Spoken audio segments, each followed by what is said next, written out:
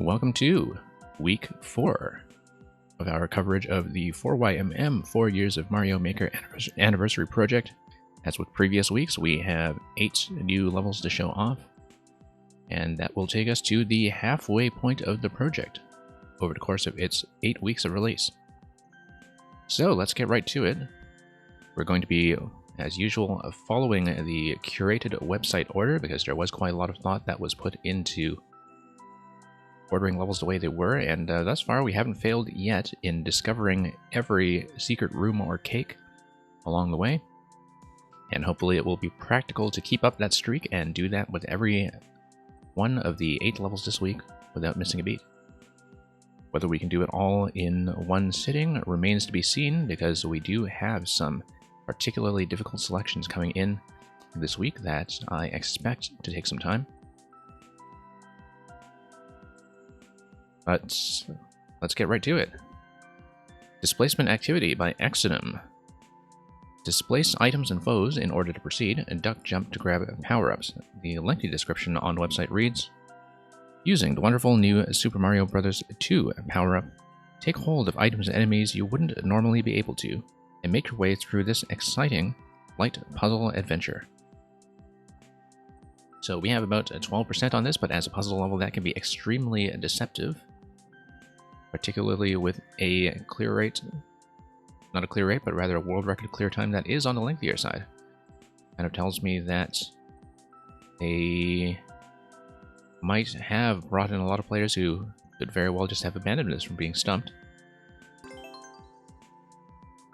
But in the meantime, over here on our stream, we've had plenty of practice with SMB2 puzzle mechanics, and we'll see how many of them come in handy as a knowledge base, and that takes into displacement activity.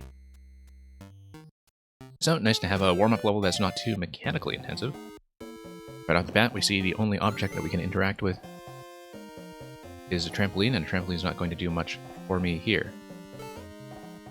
However, we can possibly ride this up, or throw it into a slightly different position, I think. So you'll see that the twister pickup doesn't do anything for us down here, but might be able to pick up over here. And so that's pretty much what this puzzle is designed to show us, that once we get 1, 2, 3, 4, 5 tiles above the twister, then you get a twister interaction range that is 3 tiles wide. So this is going to be a bit of a quick mechanics check with SMB2 to ensure that the player knows how to do the crouch jump. And yeah, this looks like it's almost certainly going to be a reset door back to the front. So let's not touch it for the time being. And once again, just toss each of these into successive columns. And use the SMB2 high jump to gain some range. Oops. Looks like we really do need to get off from the top of this pattern here. And yeah, we'll just try to clean that up. There we go. Really have to jump off of the trampoline at the bottom of its curve. That's something else that this level has been teaching us so far. This almost certainly looks like some kind of chomp stump pickup. It's a mechanic I see fairly rarely, but a chomp stump should be able to clear off everything above for us. And yep, there we go. Now, we do see the icicle trapping the trampoline on the left. I think that was mostly there to enforce the chomp direction to constantly head in one direction, such that we were able to safely pick up without getting sniped on the left side, because the icicle there is to prevent interaction with that trampoline specifically. So at this point, I think we do have to dispense with this and grab the Master Sword. That's going to require a crouch, and this was probably a mistake in its own right, given that we need some kind of interaction that allows us to activate a jump block on the right side. A jump block on the right side likely sends some object down to belt to the trampoline, which bounces back towards the on-off switch. Now, how do we do that? How do we interact with the trampoline is something that remains to be seen, because it seems like it's something that would require the Chomp Stomp in some fashion. Could be some kind of object displacement, as indicated by the title. Blowing up the Chomp is probably not going to be what we want. But you'll see that, as with the previous room, that the way the Chomp Stomp direction is controlled may be something valuable here. So, is there a way, for instance, to have the Chomp push an object like a bomb through the wall? That's something that we don't actually know yet. Having the pig sound effect tell us that killing the Chomp is almost certainly not worth it. We do want to keep it alive in some fashion, and we want to keep it alive in such a way that it moves some object through the wall, using its collision, moves some object through the wall, and alternatively, I want to drop the Chomp inside the box. I want to find some way to release the Chomp in such a way that it breaks off the stump. Oh, I see. You do it with the ground stomp on Link. You do it with ground stomp on Link, and it traps the Chomp inside the inaccessible area. So, why don't we take a look at this again? Okay, that's fairly simple to figure out, in fact. Now, one thing that isn't necessarily going to be intuitive to a lot of players, I think, is the concept of doing a crouch jump into the power-up. That's why that's in the item description.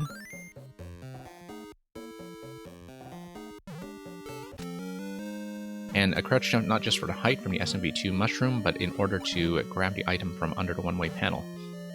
It is a puzzle interaction I've seen before. It is rarely used, I would say.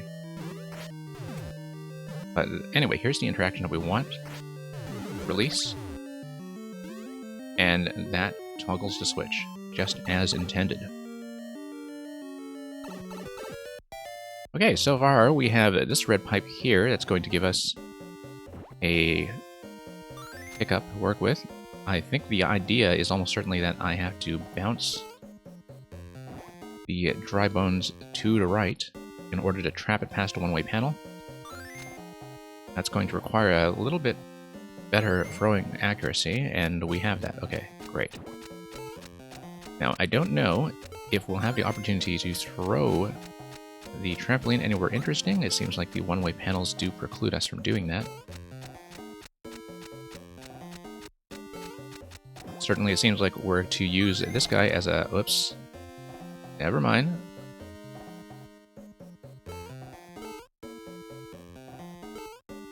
I think that actually was the right idea, just poor accuracy on throw. That you get him trapped on the claw on the left side and usable as a platform. Maybe not, but we'll try it a couple times just to be absolutely sure so we don't completely write off that mechanic prematurely.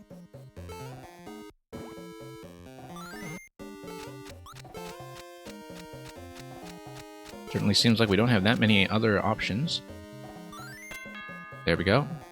And then we have a platform where the claw collision is going to take priority over the claw's ability to drag the object against the wall. Now, we're already down to 100 seconds on the current timer, so we're going to have to redo some of this efficiently if we don't hit some additional checkpointing quite soon. It seems like the idea here is to wrap back around and drop the thwomp. Dropping the thwomp does permit you to have the recentering on that trampoline, which actually is, I think, quite satisfying to work out. Okay, we're going to be pretty low on time here. It seems like dropping that is going to allow the thwomp to send a whole bunch of things flying upwards. And yeah, One stump is apparently all we're going to have to work with here. Oh, hang on, 40 seconds. Let's try to do this as quickly as possible, depending on how close we are to the checkpoint. Let go of the dash button, and here we are. Have the little SMB2 power-up check at the very end. Looks like this is a power-up swapping puzzle. Not really going to have enough time to work this out, I'm afraid. But one thing that we can immediately see can be done is to use Link to bump the Muncher stacks.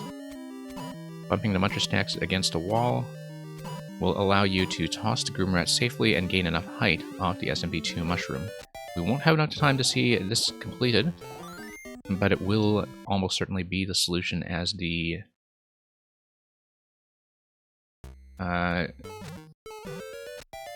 Groom Rat stays on. Hey, awesome lap. Welcome back. Okay, so let's respawn at a checkpoint. All this I think we can do quite efficiently. I'm really glad at this point that I've had quite a lot of practice with SMB2 puzzle mechanics from all the levels that have been sent me during Vera levels, because I feel like I've been blasting through some of this stuff so far. Of course, that's partly credit that goes to the level for forcing you to learn the mechanics quite well in terms of having some pretty tight gating that enforces learning the interactions one at a time and actually reapplying them, which I think is pretty much ideal when it comes to how a puzzle level ought to be laid out. Whoops. Okay, so this is where we ran out of time on the previous attempt. Let's just work through this way. Still no sign of any bonus or cake room just yet. But we'll grab this. Oh, not quite. I actually leave myself enough room? Yes, I did. That's going to be a high jump with SMB2. That's going to knock out a whole stack and enforce that we are in SMB2 form going into the next room. That's going to be a checkpoint. Okay. So it looks like the bullet toss is going to be important here. I would assume that I want the bullets to be caught by either claw. It doesn't look like it is being caught, but then I was throwing it too high. And there we go, we've got 2 catches. That should be all we need in order to succeed.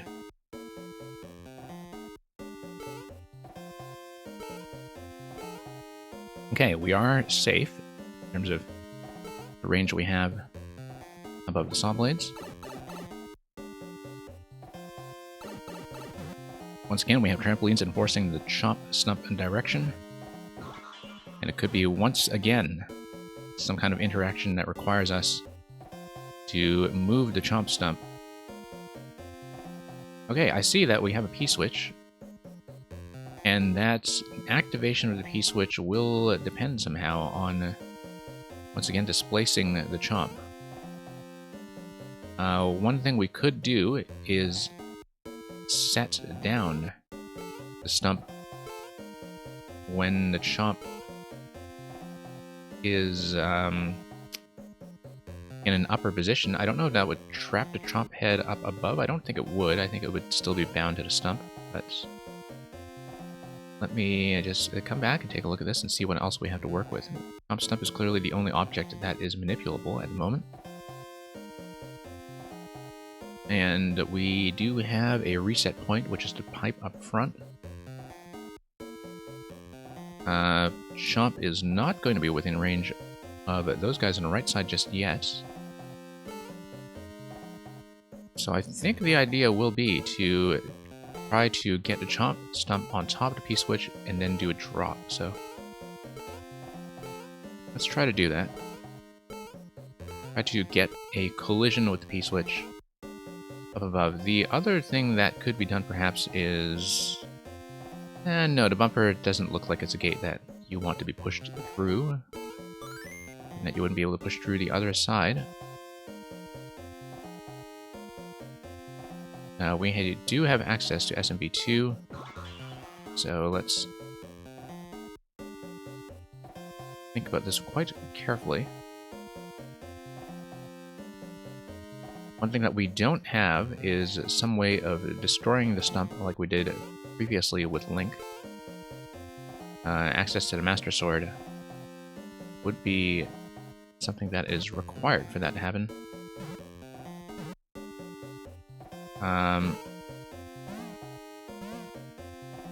One thing that could be done perhaps is that the stump could push me through. If the stump pushes me through, it would allow me personally to step on top of the P-switch. We would not be thinking about a chomp release. So for example, if I threw this... No.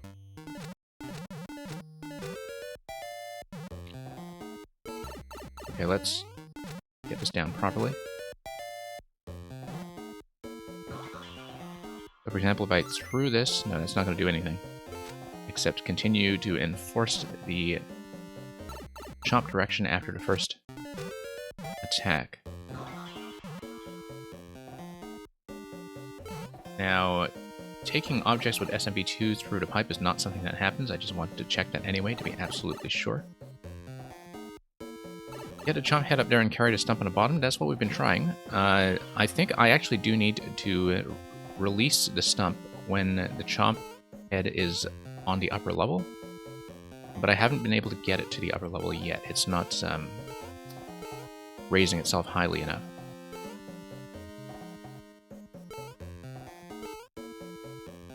If I can find some way to destroy the stump, that would be ideal. Conveyor belt is going to move to the left in the meantime. But yeah, if the chomp stump is on the upper level, then what I'm thinking is that the chomp might still be able to apply weight. But we'll see. Not sure how to force it to do an upward attack, that's the thing. Because surely I shouldn't just have to wait in order to make that happen. There should be some way. Maybe if I let the chomp go up and then jump to raise the stump and then I release. Like that. Except it would need to be in a higher position. Yeah, interesting puzzle. We will need to recover SMB2, possibly even reset this room in order to see that properly. Notice too these semi-solids that imply that something can come up through at the lower level. Possibly some kind of wraparound at the continuation of this puzzle. Nope. Let's reset this room just so we have access to the chomp once again. Get the chomp head onto the semi-solid and slowly carry the stump across the bottom.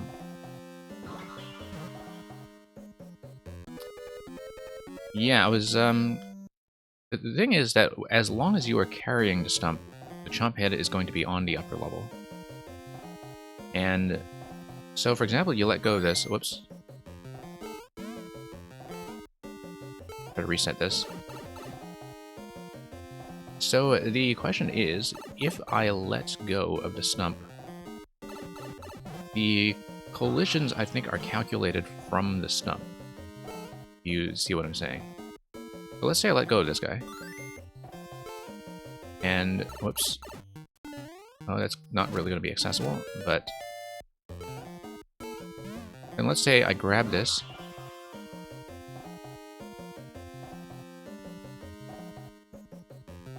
Let's see if we can somehow get the chomp to be bumped. Okay, that's going to require a reset for sure.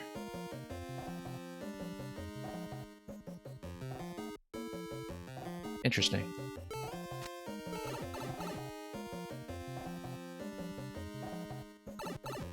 So yeah, I mean, I don't know if you saw the very beginning of this stage, but earlier on there was a bit of a tutorial in terms of how to get the chomp onto inaccessible locations. However, in that segment it did require the Master Sword to get rid of the stump. Because if we can find some way to unchain the chomp using SMB2, that would be the method we want to work with. In the absence of the Master Sword, it's not clear how that would happen. Particularly because we are here restricted to SMB2. But yeah, what I wanted ideally was for the Chomp to do a nice big upward attack and to release it when the head is up above. So for example, the head would be up above. I would release the stump. When I release the stump, then the Chomp collisions would hopefully begin to be taken into account. Okay, that was pretty stylish, getting the simultaneous bullet grab.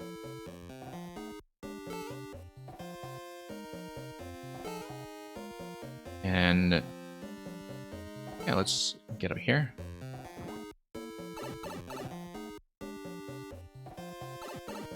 Okay, pretty easy to get back to this room and have a full 500 seconds to work with. Here's the thing. We could potentially use the trampoline. Not really going to pick up enough speed from that, but if I, for example, do a nice big jump when the Chomp is bouncing high, quite possibly that could do something. Not very clear on this though. Could be something momentum based, but I doubt it. Although that does seem kind of promising, doesn't it? I really doubt it though. I don't think the bumper placement is going to allow a solution like that. Yeah, exactly. The Chomp while thrown will always return to the stump. I agree with that. That the collisions through the wall don't matter. That the Chomp can't be separated that way unless we find some way to kill the stump. So, with SMB2, can we actually find some way to do that? Some kind of crushing mechanism or something else? Because remember, one of the things I was thinking before was if there could be some kind of push interaction back here. That would be a momentum-based method.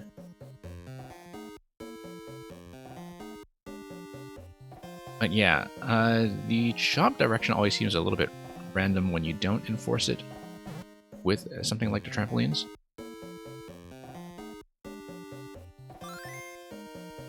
But yeah, that was about as close as we could come to an interaction requiring the Chomp to be up above. But it's fairly clear to me that we need some way, if you look at the trampolines here, we need some way to get the stump perhaps up top. Such that the trampolines are going to enforce the Chomp direction once again, the way it did previously. Oh, look at that. That was actually within range for once.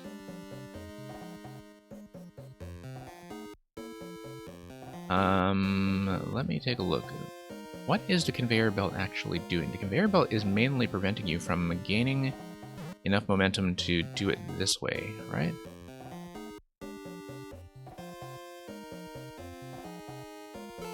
Interesting. This is a puzzle mechanic I've not seen before, but I've seen very little usage of the Chomp Stump pickup in general, and so some of the physics involving it are kind of new to me.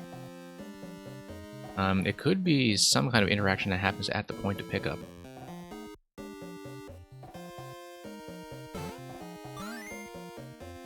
Not gonna be that.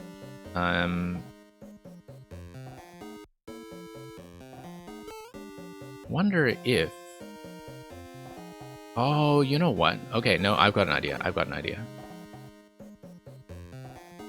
I know what it's like with the SMB2 mushroom when I jump on top of the stump. What if I jump on top of the Chomp head?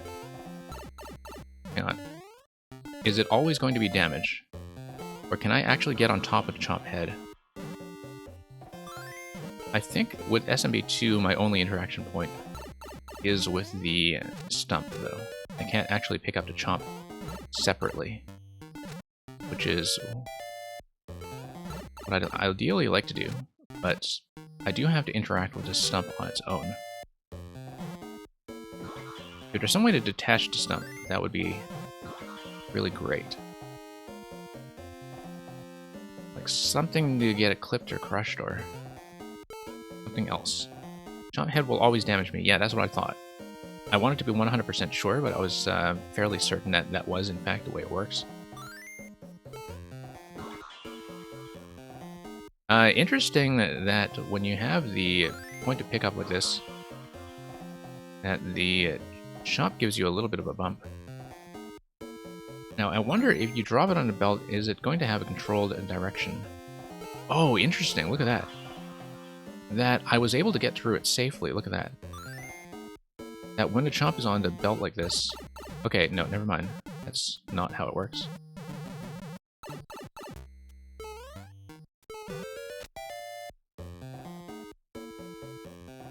So yeah, could still be something with these semi-solids on the lower level, but at this point, very hard to say.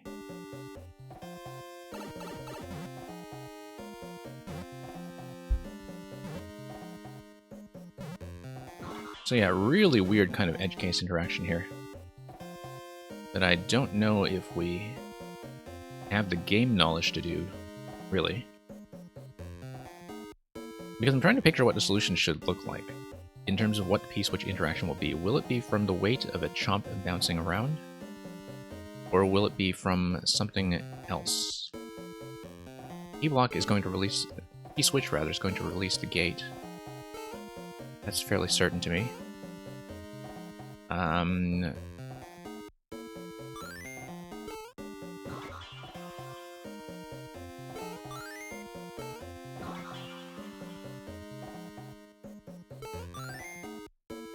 Yeah, trying to do it that way is not going to quite work. Because the Chomp head is just not going to have collisions with the P-switch unless released. So... let me think about this quite carefully. Because this is the first thing in the level that has, pardon the pun, had me stumped.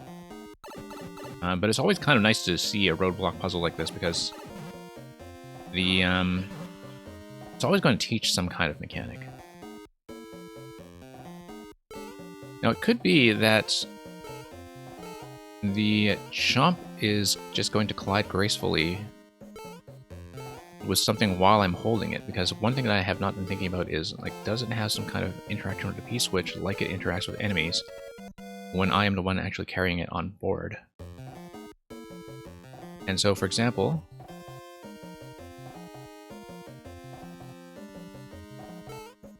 if I were to have some kind of overlap,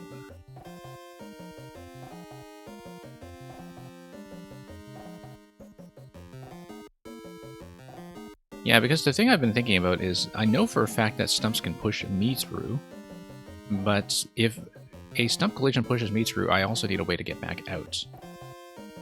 And it's not clear to me how that can happen.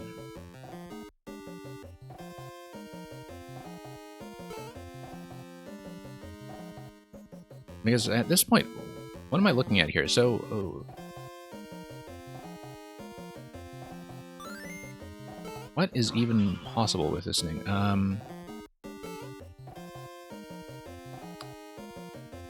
The bumper, I think, is mainly just to gate me off. But then, is there a way to release the Chomp using it? And I'm not supposed to throw it. Yeah, I kind of agree with that. That there's nothing that releasing the stump is going to do for me, given that it is going to be based on some interaction specific to the stump pickup that I just don't really know. I don't need a hint yet, but thank you for offering. I mean, if I'm staring at this for an entire 500-second cycle without making any headway, then maybe so, but... oh, look at that.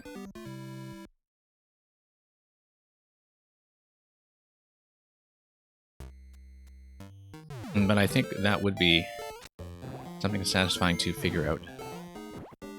If I do, in fact, have the information to do so, which is Not clear to me yet.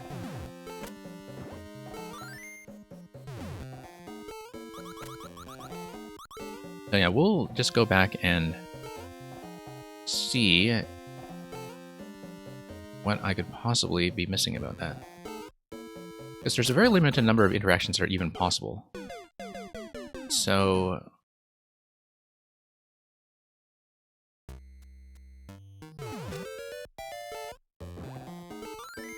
we'll see.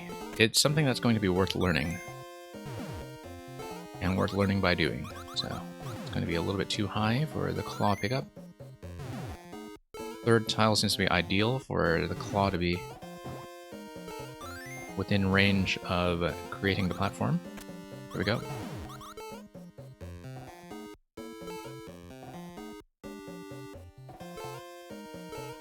Okay, let's actually jump off of this thing gracefully.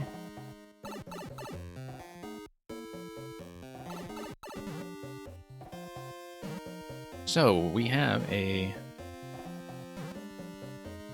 Chomp Stump. You have enough game knowledge to think you have a solution, okay. Let me think, because this is one of the few levels I've ever seen that really used the Chomp Stump pickup for anything substantial. It may be something involving the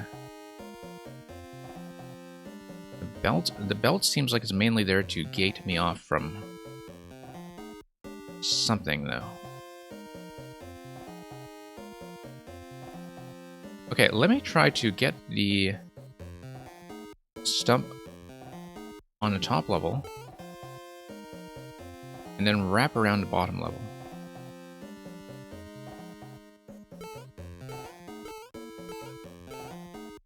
Yeah, you see how the Chomp, despite the fact that it can go through the ground tiles, its direction of movement actually is constrained slightly by ground. The belt is only there to slow you down. Yeah, I thought so. And that the idea would be to have the... You see, look at the Chomp kind of do a little bit of a bounce. See, a bounce on ground level. Okay, it's as soon as it does its attack, though, the collisions reset. But when the collisions reset, look at it bounce along the ground. I think if I just let it start bouncing and then run immediately, belt might be there precisely to prevent this. But then you drag it over. Yep. Okay, that was actually pretty satisfying. I'm glad I learned that, actually. Once again, this time we would drag it onto the lower level, and then we kill it with the on-off switch. I guess the conveyor belt still allows you to do it that way, but prevents you from doing it by accident. Yeah, I didn't know about that ground drag interaction. And... let's see, it's fairly clear to me that I do need to kill off the Chomp here, so I can drop the stump and also pick up a key. So let's see if we can get a consistent spawning direction on this. Whoops. I guess this is a bit of a check to see if I actually understand the interaction as well as I think I do. Am I dragging it a little too fast? I think I might be dragging it a little too hard, and that the belt might actually be there to show me that I want to go at a bit of a medium speed to walk the Chomp gently. Yes, that's actually it. I don't want to gain too much distance. Yes. Hey, Fusageroy, I'm not doing viewer levels right away. I am doing 4YMM first. We'll see if we have time for the queue afterwards, but for this session, the levels are hard enough that it's kind of unlikely. I will definitely be doing viewer levels at this same time slot on Thursday, if I don't get to it today. So, we have a bonus key door, and the bonus key door kind of indicates to me that we should check down here.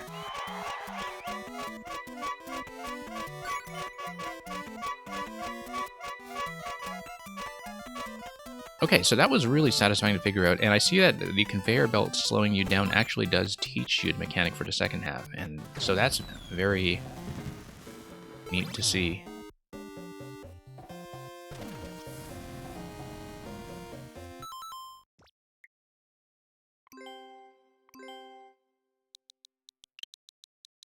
Time to chomp on some cake.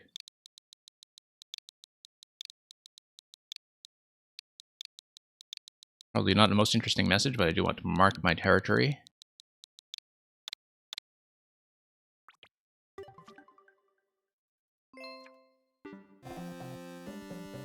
Grab all this. Looks like we will have a stump interaction over here. Well, that looks roughly hazardous. Oh, lovely to see how this loops back around to the main exit room. Okay, Fusage Roy, let me punch in a link for you. 4YMM is 4 Years of Mario Maker, which is a compilation of about 64 levels, released 8 levels a week. Currently 32 have been released, and it's kind of a very high-quality maker anthology by a lot of, well, really good makers in general. Okay, it looks like we are well from finished. I do need some way to bounce everything, don't I?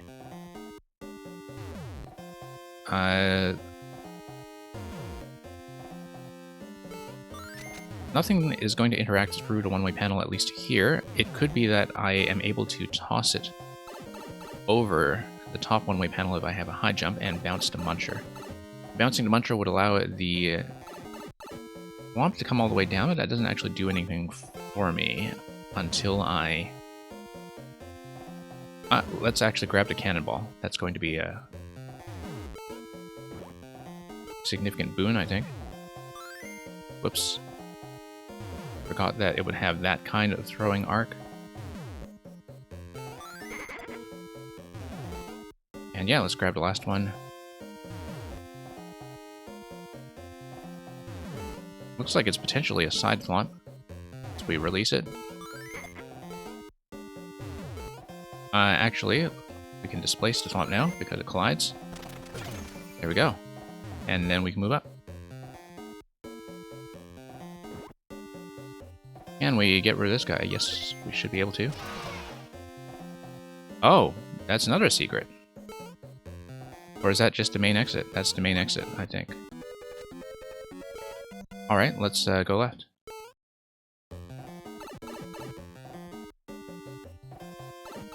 Wait. Oh, okay. It's a glitch sound indicating that I need to treat this as a new room. There is no conveyor belt, so we do need to walk the chomp gently. Gently, gently, gently. No, no, no. Okay. A limited amount of time to pull this off, unfortunately. Hey, Electrodude. Yeah, Electrodude, we're running a pretty busy schedule just to squeeze in both this and Paper Mario if we can. Just started Exodum's level, of course. It took me a while to figure out the chomp. It took me, I think, a full 500-second cycle to figure out the chomp drag, but we did in the end. Oh, okay. Down. Holding down. Interesting.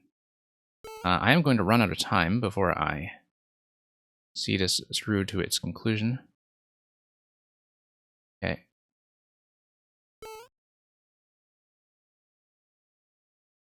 Let's try to have a bit of a gentle drag. It is something a little bit timing dependent, a little bit fuzzy, but a very unique mechanic nevertheless.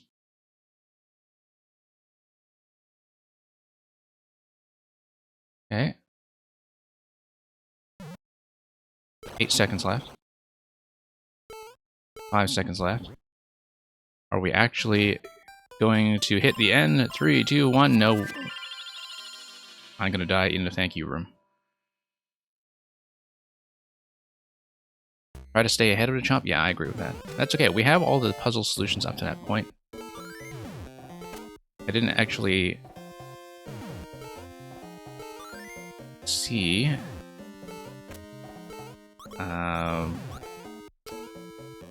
what was on the other side. That seemed to be a kind of secret path or a true ending, though, from what I could tell.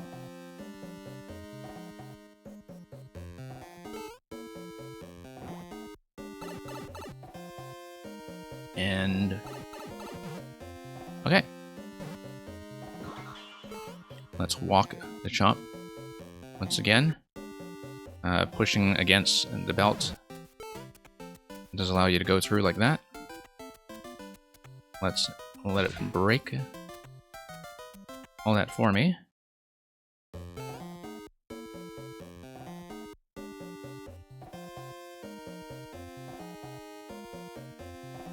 But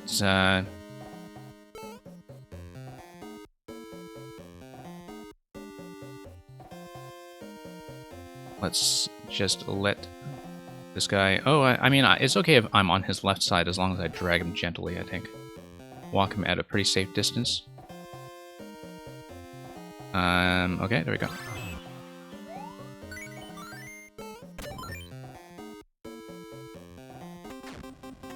Okay, so we have seen the cake room previously in the loop, but doing the cake route changes the on-off state, though, and so I think I want to do that again anyway. Because changing the on-off state may change my access way. Coming back out to the thank you route that we saw later. I wasn't really paying much attention to that, but I feel like changing the on-off state is something that is optional, but which does matter. Because of how it's going to affect some kind of check as we head further down the level. Okay, this solution we worked out fairly quickly.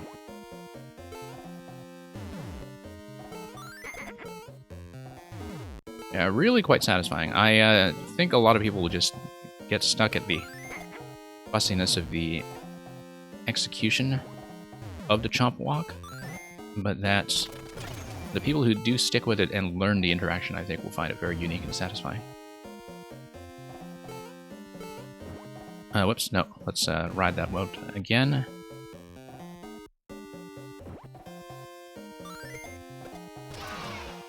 Yeah, so that was the thank you path on the left side.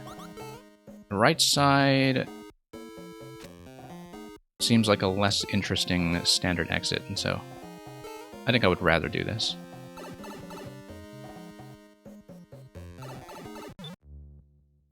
Okay, let's walk him once again.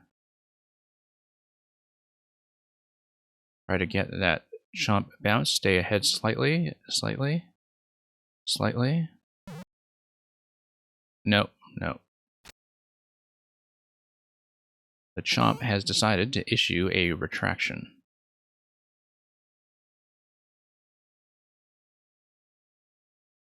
Okay, nope. You have to be fairly gentle about your leash distance. Would be kind of interesting to see how this interaction works in night mode when you have a significantly longer Chomp chain to work with. Nope. Yeah, I've never seen this Chomp interaction before, I will say. I think it is a novelty to this level. And I think part of it is because it is fairly fussy to pull off. That you can enforce it rather well with the conveyor belt that was teaching the initial interaction, but actually being dependent on a Chomp pacing and leash range, I think, makes it a difficult element to use unless you specifically spend most of a level teaching it the way that this level does. I went way ahead of range there. I needed to stop a little bit. It is very unique, though. No, too far ahead. I think I do need to stay in that position where it was asking me to go down.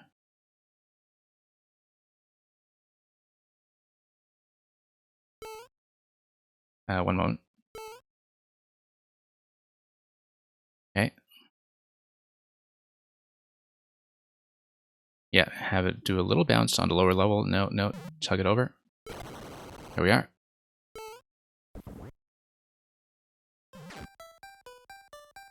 Thank you. I'm going to see if anybody has commented in this segment here. I might also mark my territory here.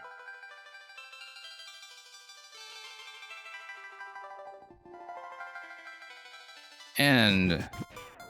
oh, okay, I'm not going to match up to some of this artwork.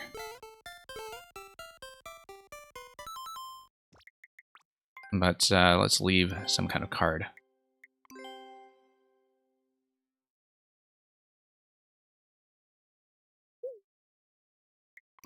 Whoops. Not a stick drawing, because I can't do that, like, at all.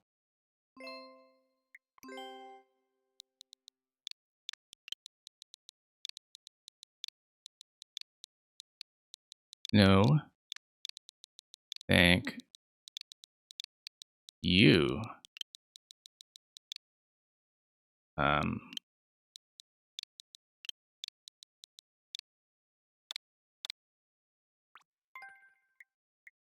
Actually, let's not require a course clear.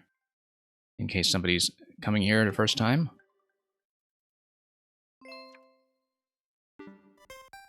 Don't know if this is the only exit path, but yeah, that's going to smash on the left side. I guess the thank you room is just supposed to be a secret room then, from what we're seeing. So I guess the on-off state doesn't actually matter. Wow, we've got plenty of puzzle left to go. Looks like we'll just want to drop this. Yep. Okay, this looks like a bit of a tricky interaction. Oh no, I was supposed to ride that thing, weren't I? Okay. I was supposed to just ride it straight over. Luckily, it got a bit of a safety net over here. Yeah, no, I see what's going on. Cool. Very neat, very neat.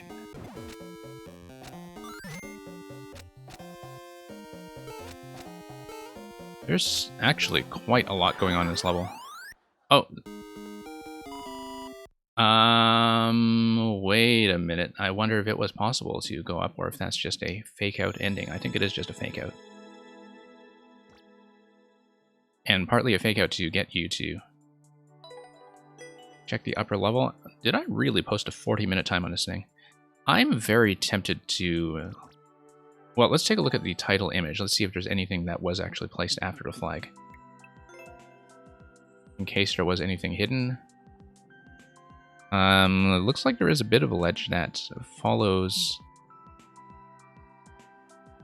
the very end, but unless there are invisible blocks, picking up the stump at the end does just drop you on a flag, so I don't know if there is actually a way up to the final ledge on the top right. Unless you have some kind of additional held object that you were keeping all that time. So, not going to think too hard about it. And yeah, in the meantime, yeah, Electrodude, as I was saying, this session, particularly with some of the harder levels in the set coming, we'll see if I can actually do it in a single segment. But in the meantime, despite not getting the top right, I think I'm pretty satisfied with the secrets that we saw. If there is something on the top right, I might want to re-record this separately. I don't think I'm going to be approaching that 2-minute time, though, given that I think you have to be quite precise to chomps to get through it. So in the meantime, let's progress on to number 2. And, you know, this would not be the first level that does have a bit of a fake-out ending at the flag. That looks like it might be a secret, and might not be.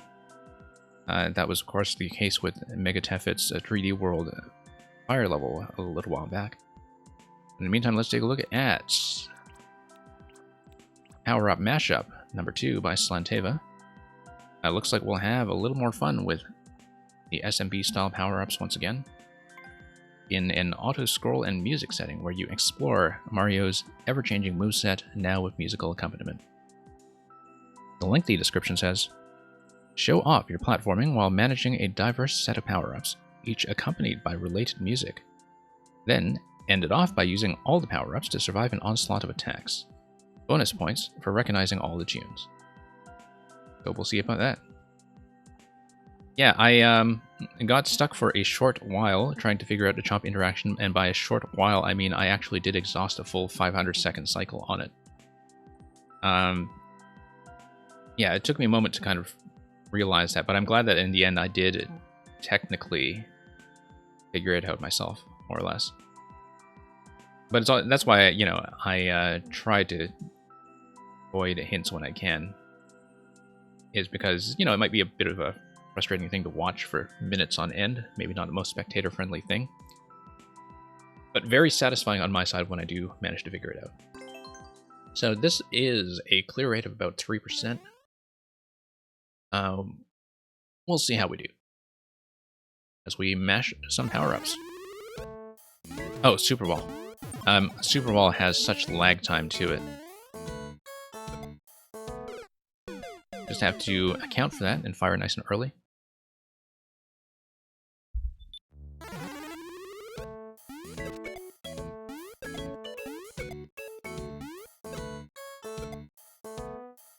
Okay, I thought that was actually going to get me the deflection that I wanted, but I think I needed to fire at ground level and have the diagonal go up straight away.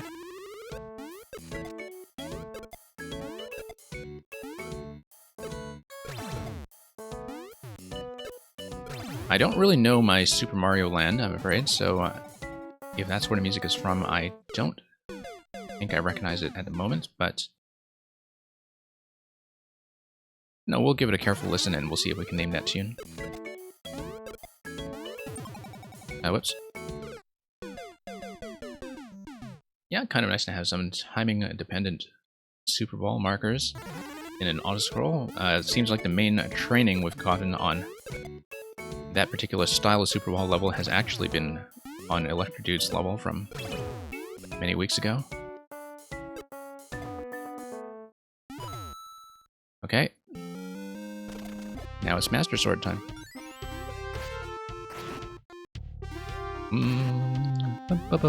Okay, so that's going to be an arrow shot.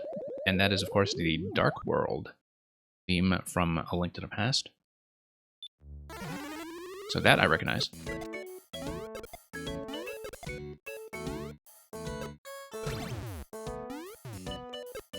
Yeah, kind of nice to have a variety level full of music platforming like this one.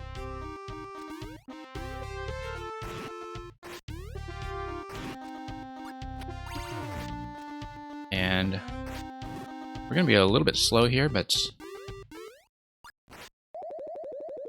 that's going to be right before checkpoint, and it was fairly clear to me where we were losing time. Then we get down into the subworld for more musical segments, and then pop back out to the flag. Let's see. End of World 1 right there. Nope. Got clipped. Never mind. Are those track markers? I guess they are.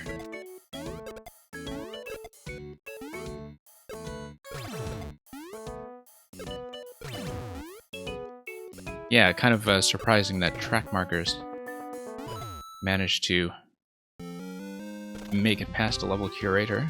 I don't know how many alternatives there would have been to that in this style of level, though, but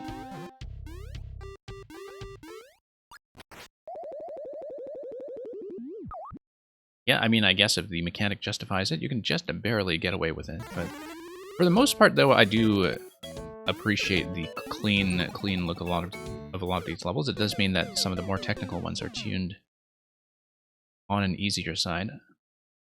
The hardest level by Salt Lake, which we're going to see soon, and which currently is around 0.6 or 0.5% now, I think. That, of course, just benefits from being in 3D world, and so no track markers to speak of. Yeah, let's try to get ahead as early as we can this time. Okay, got plenty more room on camera. Not going to be a lot of time spent in the Dark World. Now, what does the Big Mushroom get me?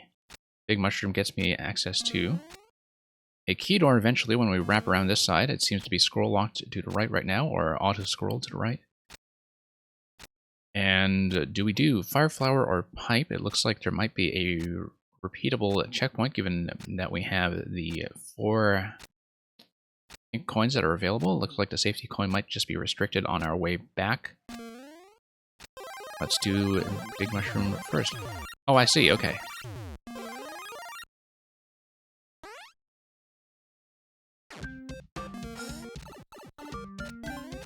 Damage boost, really? No, that's not supposed to be a damage boost. Or at least there is an alternate path that... Oh, interesting. Okay, so that's kind of a preview screen, isn't it? Because we do need the fire flower to grab a bunch of those. So I need to traverse this multiple times with different on-off states. Yeah, because we totally used that one. Okay, no, I see. Because we need to break these with different power-ups every time. So for example, in that second coin there, we break the blocks with the big mushroom first, and then we have to make a second pass that breaks through the ice with the fire flower. So I see how it works now. Some of these will not be accessible the first time. Some of these will require a 2-stage progression. Yeah, fire flower is going to come up through there next time. Break that. Grab that now. And that's going to require a second wraparound with the big mushroom as well, so. Hey, Julian, welcome.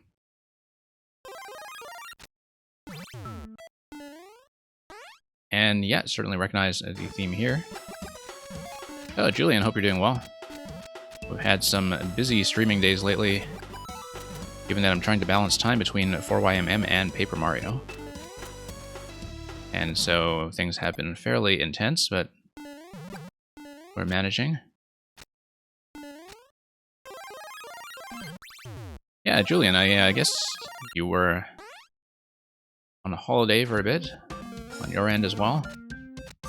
Yeah, nice of you to drop by. One additional final coin.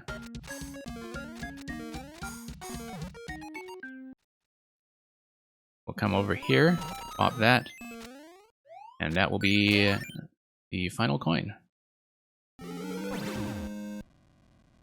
Ride that down, and that will have the on-off state reset. Okay, so here's a multi-part boss battle. Uh-oh, okay, so there's something that we did wrong there. Could have been a timing trap, but I had to read the room properly first. Oh, you are right now? Okay, I see. So,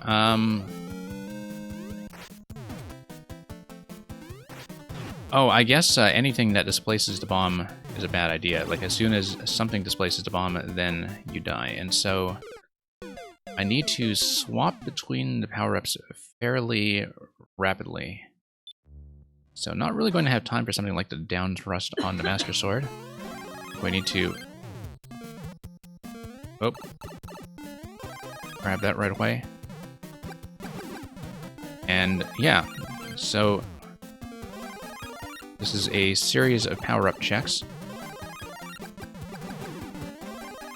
where I prevent anything from reaching... Oh no, okay. Yeah, gotta prevent anything from reaching the bomb. That sequence at the end is going to require quite a bit of swapping.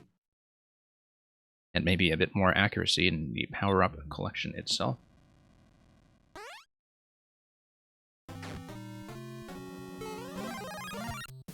Nope, that's a total miss. This is going to be a disaster. Nope. Yeah, and so that's how the Piranha Plants also scored a kill, is by looping back on that track on the left side. So yeah, Julian, I don't know if you have been playing or planning to play Paper Mario on your end as well, or you've just been mainly sticking to making and perhaps some karting. I did see that you had some kart parties on your stream a little while ago, and have not really been able to drop by to those, but hopefully you can catch one of those at a later date. Okay. Yep, this is Lantavis level. That's absolutely correct. I can, in fact, destroy coin blocks with Big Mario. Yeah, I know that. That's more of a brain fart talking than anything else.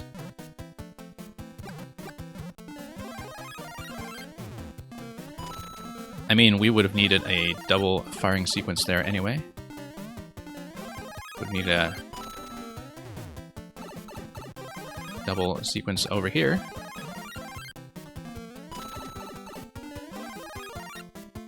Snipe, snipe, snipe. Oh boy. Okay. And... oh, Super Ball. Super Ball? Why would I want a Super Ball? Oh, because we are barely going to survive that last bit. And here's a 4YMM. I do see a little bit of a scroll break on the right side. I don't really see what other secret placements might be possible, because the auto-scroll... well, there's the scroll break on the left, of course. Let's consume this guy first. Break this. And yeah, auto-scroll moving to the right is going to preclude this from being anything useful. Let's break that. And that's the cake.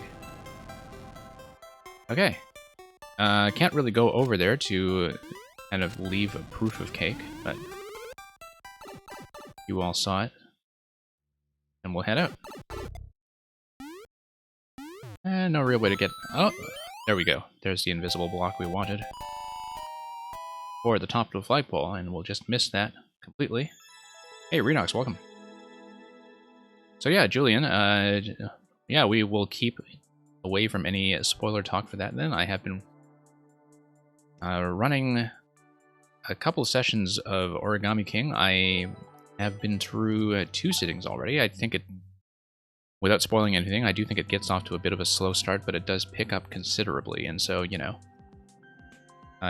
don't let the early segments of the game give you too many false impressions, because I thought it's one of those games that gets out of a rough start and becomes quite interesting. So that's all I'll say about that. And yeah, if I don't know if you have any plans to play it on stream, or if you are just doing it off stream, but I guess I would be a little bit ahead and happy to drop by if you do eventually broadcast it. Meantime, let's head over to the big difficulty check of this week's set, which is Uninvited Picnic Guests by Salt Lake. It's going to be just under 0.6, which actually makes it one of Salt Lake's easiest levels to date.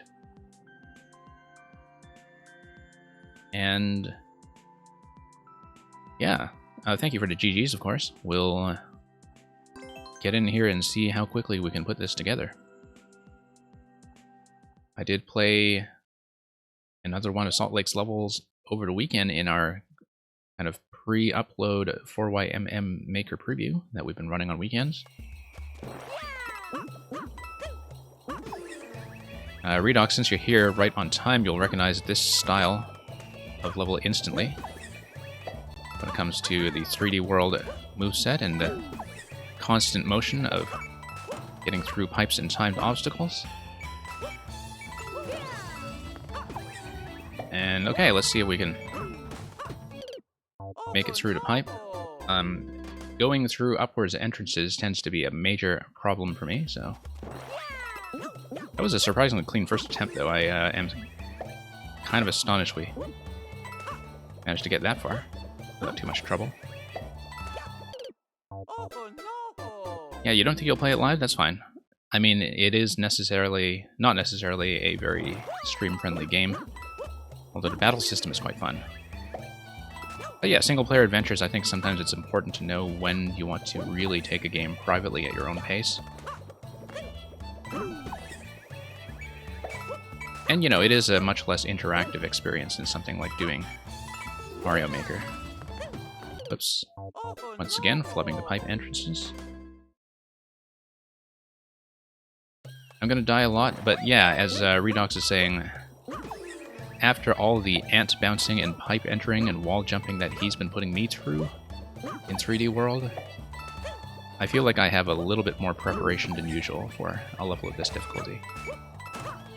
Now, the thing I find interesting about Salt Lake is that his creations, while they tend to be down in the 0.5 range at best... Oh look, there we are.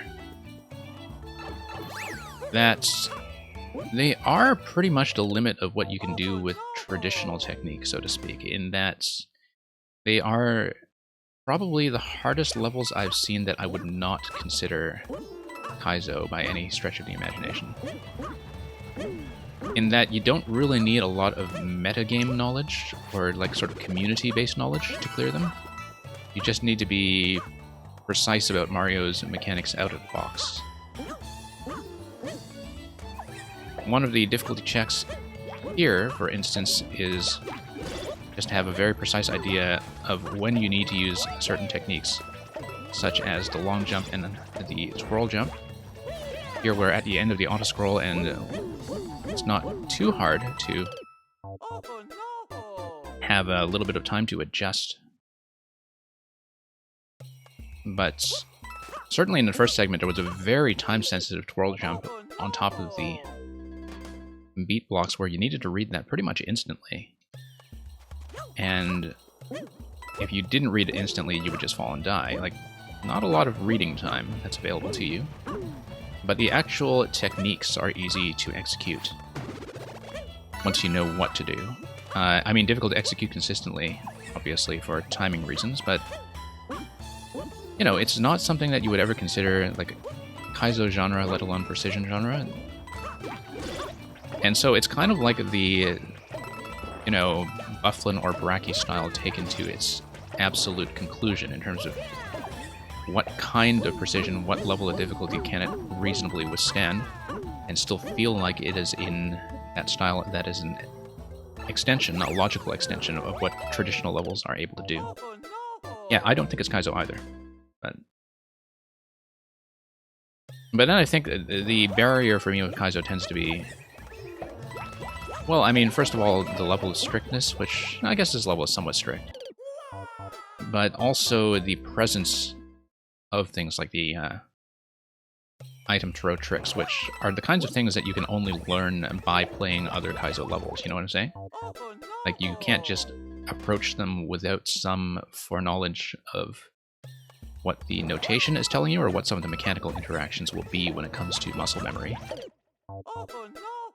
So yeah, I mean, I know people do use the term Kaizo Light for things that are more entry-level, where you are able to get into them with just a knowledge of standard Mario technique, and then that's kind of where this would fall, I think, in terms of categorization.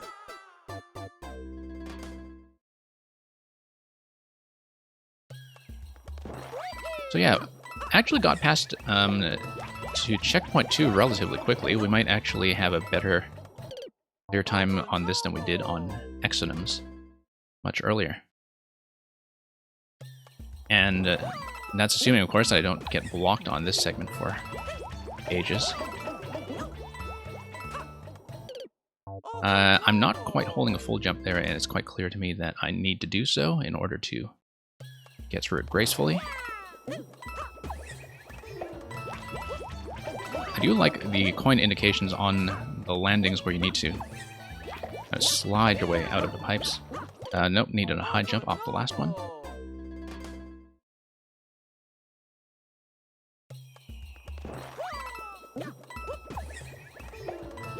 I did hear, I think, Salt Lake saying, or somebody else saying, that they had watched the Beast very nearly one-shot this whole thing. That he one-shot, apparently, everything except the middle segment. Which does not surprise me, and is actually kind of a nice quality check. I think the fact... If the Beast can one-shot your very difficult level, that tells you that the mechanics work reliably.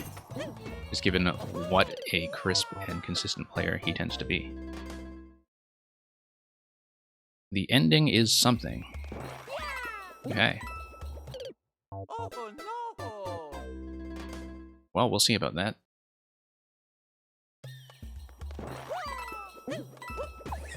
And yeah, let's just duck our way in. I was a little concerned about this being the massive time consumer of this 4YMM stream, but if we're kind of ahead of my expected pace on it, or something that is a 0.5% level, then yeah, quite a lot more confidence to work with when it comes to actually being able to do this week's set in one go. Just have to get the pipe entries nice and clean. Nope. Team up pipe. Hey, welcome, Remmers. Yeah, the up pipes are definitely the thing I have the most trouble with.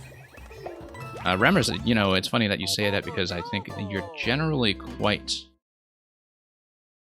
generous to the player when it comes to, in the standard styles anyway, offering a bit of a vine grip on the pipe exit.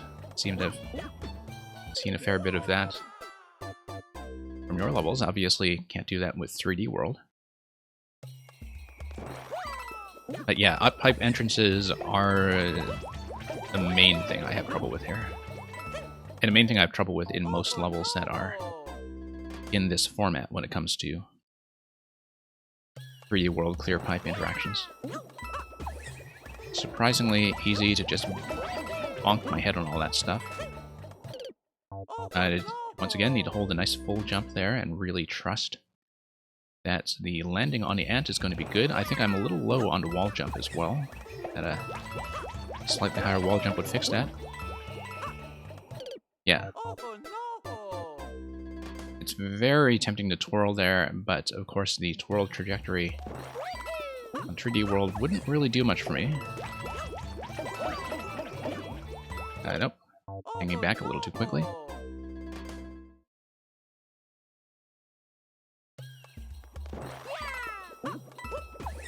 Yeah, in the meantime, let's... Now it's over here. Much better. Not much better.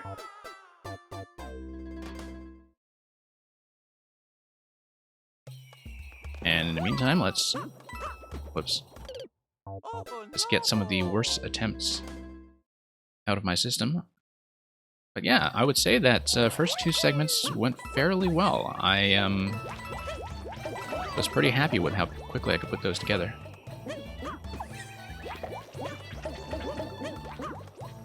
Okay. Nope. It's very nice of this level to give me a second try. I could have, of course, survived for some short bounces over the ant as well. But I can only blow the up pipe entrance so many times. I actually really do like the spacing on that sequence of ants that requires the short bounces under the high spawns. Whoops. In terms of how the full jumps and short bounces feel and how easy they are to execute. Whoops. Okay, this is just the D-pad deciding to kill me in 3D World again, as it often does. Just have to make adjustments accordingly. Way too low, way too low. Have I done Mortal Kombat yet? Not yet. I did playtest an early version of it. That was actually harder than the current version. But I have not seen the current version of Mortal Koopas. I know that it has been, of course, a massive hit, and deservedly so. I remember seeing the kind of early test version of that level and thinking it is going to be one of the ones in the project that is going to be an instant classic that will be talked about for some time. I certainly felt that way about Ren's level back in 3YMM as well, Nightmare Disco, which I caught up on fairly late, but, you know, when I caught up on Mario Maker 1 during early 2019, like, Nightmare Disco, I think, was one of the most memorable levels. And so, they're not at the ending yet. Looks like at least the camera scroll isn't quite pushing me here. I have a bit of an accuracy check where we inch steadily forward. Kind of looking ahead to how we'll time that spike block at the very end. Okay, I have as many cycles as I want. You just kind of relax and take it that way. Okay. More comfortable than I was expecting. Getting up those spike blocks, though, is going to require my eyes to kind of be in two places at once. We'll see how I can do. There. You want to make a universal music level, but you don't know how it works. Yes, I do know of a guide. Let me see if I can dig up the link for you between attempts. Unless somebody knows how to find it. So, I think it's Hetche, aka General BB, is the one who did write up a Google Doc for how to do globally loaded music. It's not going to be quite the Ren style. Ren has a particular style, if you played any of his older levels, that uses a lot of the track loading to create multiple phases as you break between rooms. Like, that's a very spectacular thing to see. And so it does use a lot of the kind of standard track loading. But the new global setups that have been done recently to really create nice open platforming, that's something that Hetche wrote the guide to. So I don't know if somebody has the link to the PDF.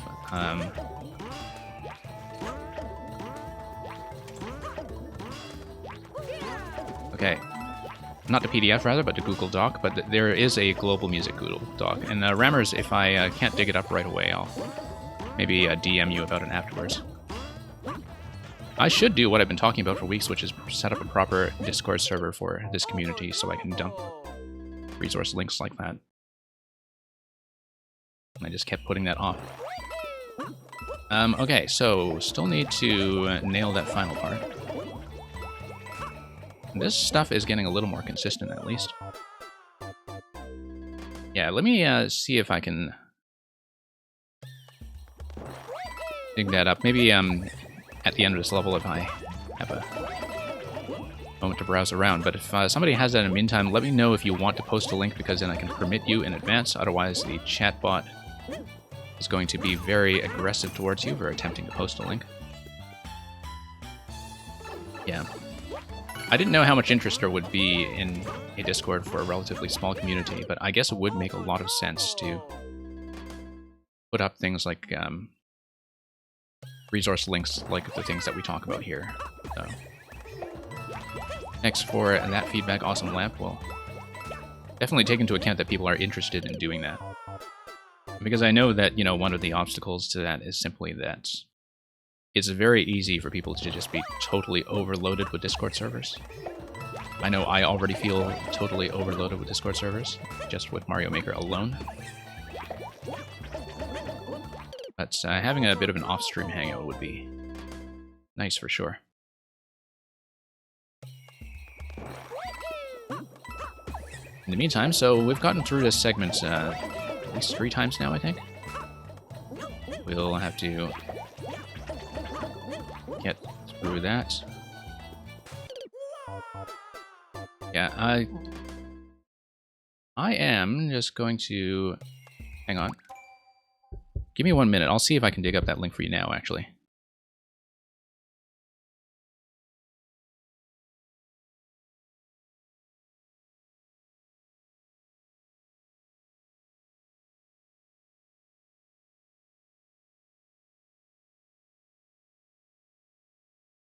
Okay, I think this is the music guide. Let me know if that link is actually wrong, but I think it is correct.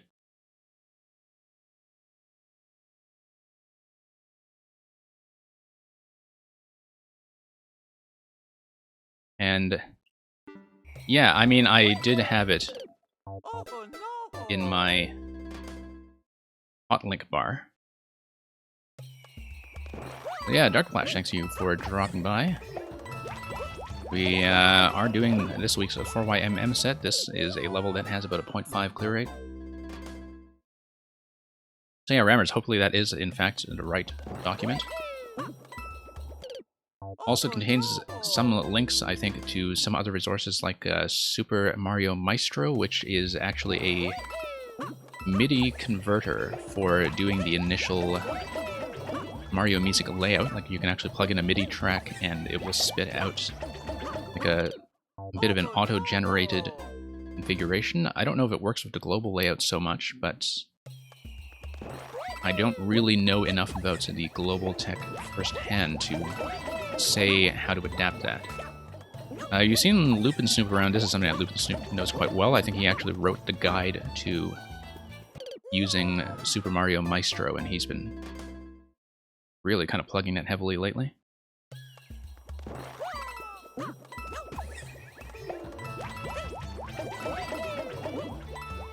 And, whoops. Yeah, the global tech has really taken off in popularity. And yeah, Electrodude, I think, you know, depending on the quality of the incoming MIDI track, like, that's never going to be a substitute for putting together something manually, let alone the sort of incredible multi-phase setups that you get from Ren. Which we'll hopefully see soon enough, but that will depend on my ability to get past the ants and dodging check at the end of this segment. Still feels like we're making good time on this, though, for a 0.5 level. There we go, once again. Not so bad once you get the hang of it.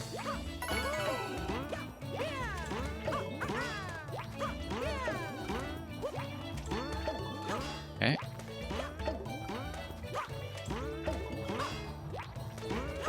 Just have to kind of keep our cool here. Yeah, monitoring the spike pattern at the same time is definitely one of the harder things to do here, and will be one of the challenges for sure in the other segment. Trying to rebalance myself on the ants when I'm a little bit off-center is also the thing that is causing a bit of difficulty in that final part.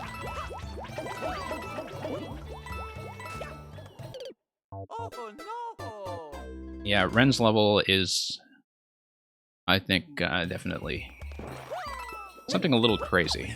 I really do want to be able to show that off at the end of this segment today. It is the last one in the set by the website order, and I am going by the website order.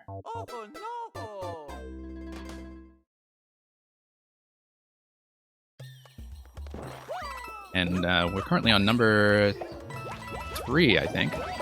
But one after this is Wildflower by Lantis, and that has about a 90% clear rate.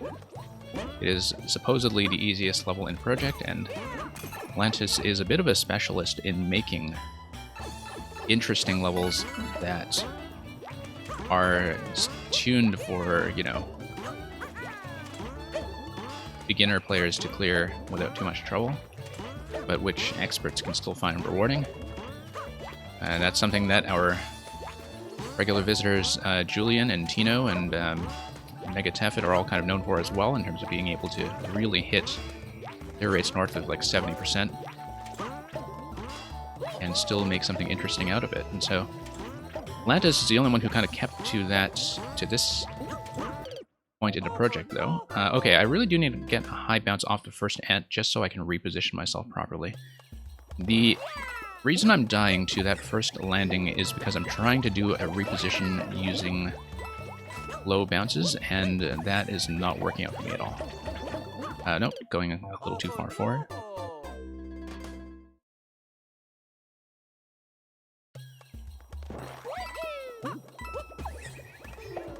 And yeah.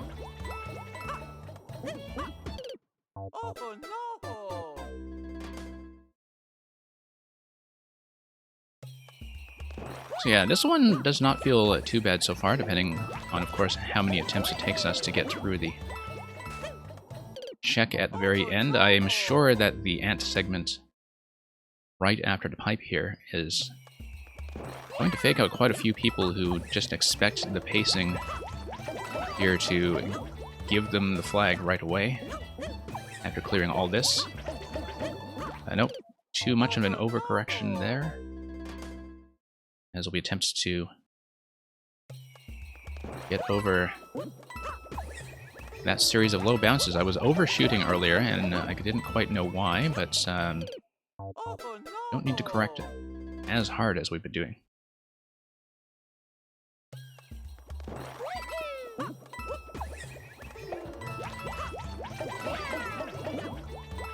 Okay.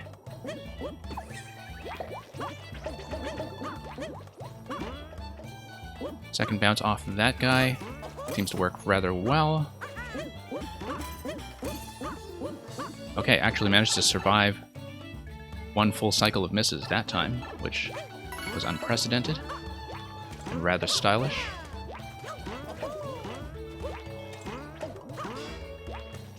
And yeah, okay.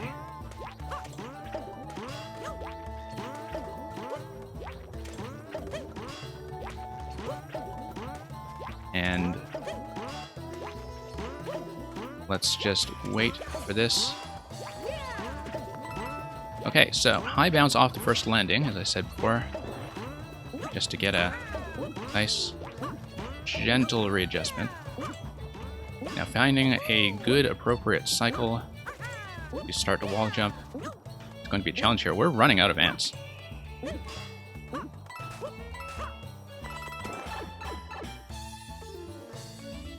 Okay, notice the pipe on the right side of the screen, just over the flag. I was, of course, paying much too close attention to that instead of actually watching where I was going. But I'm sure that must be the secret. And it depends on you being able to clear your way over the flag.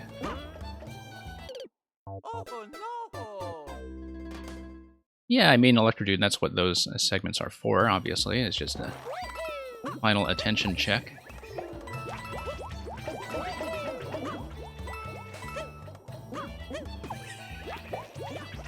Very Nintendo style in some ways. But I think that's how the flagpole tag has always kind of felt, even when it's not perfectly lethal.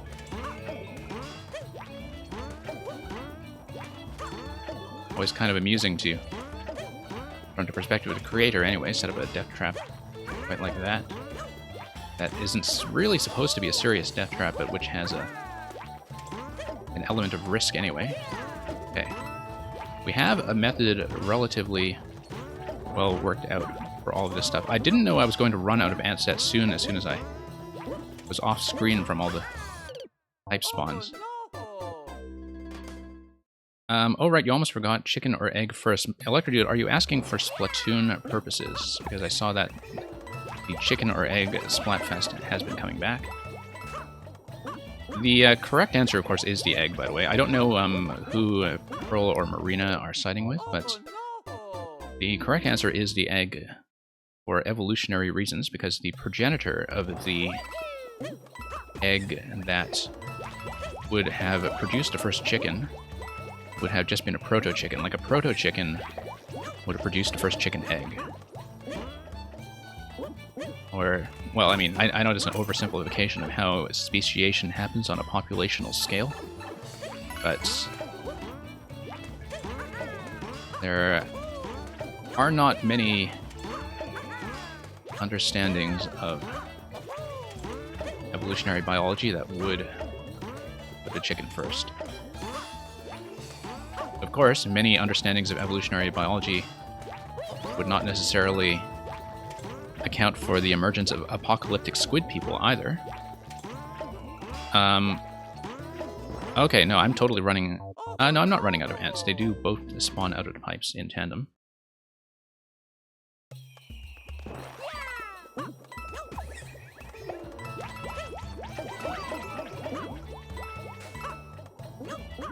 And... hey.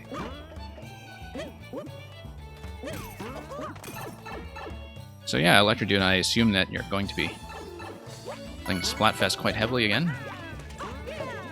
It's funny because it was only really ever Splatfest that made me play Turf War. I always found Turf War was the least interesting mode. but that the Splatfest maps made them significantly more interesting, because the Splatfest maps, I found, have always made excellent use of a lot of campaign mechanics that I wish were in the multiplayer mode in the first place. Because the single-player mechanics in Splatoon have always felt kind of ahead of the multiplayer in that respect, in that a lot of things never really did make their way into the maps that are the core of the experience. I think Splatoon 2 was quite a bit better about that than 1 in some ways, although even in 1 you had a lot of things like the lift mechanics in Salt Spray Rig and so on that seemed to be toned down a little bit.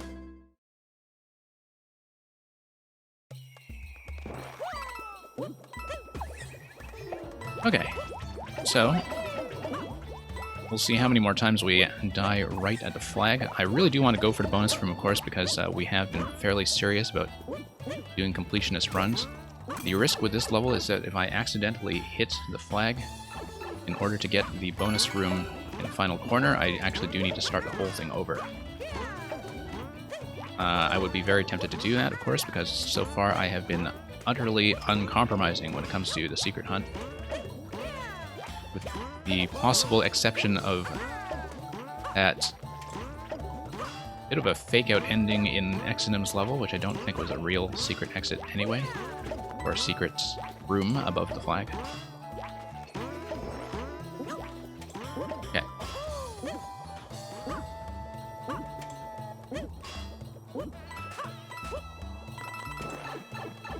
And yeah, we're going to go for it. Of course, if I... Well, if I do that, I mean, you know, I was expecting the ant collision to happen a little bit sooner on the second block, I think. I just completely misread what that pattern was going to be, given how they were going to meet on the right side.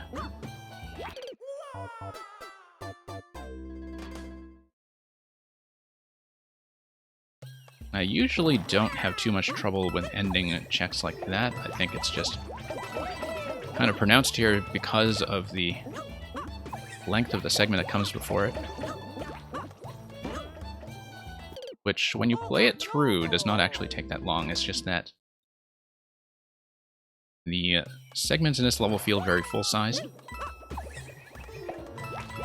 Kind of like if you took 3 to 3.5 different,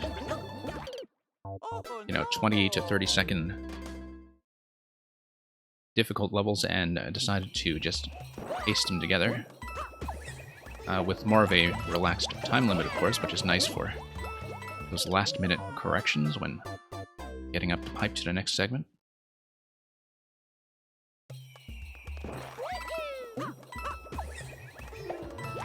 Okay, let's do this properly. That's going to be way too low, but I'm going to correct my way out of it anyway, which is nice. Did not think I was going to make it. Didn't manage to salvage that one, though, like we had done previously.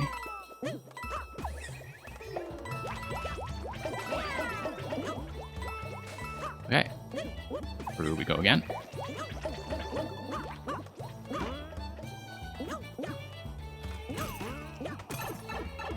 And yeah, let's drop in.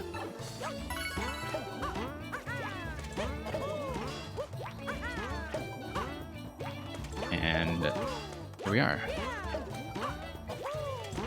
Don't have too much trouble with the first spike here. It's the later one, when I'm constantly bouncing up and down, that I'm a little more concerned about. But the twirl jump goes a long way here.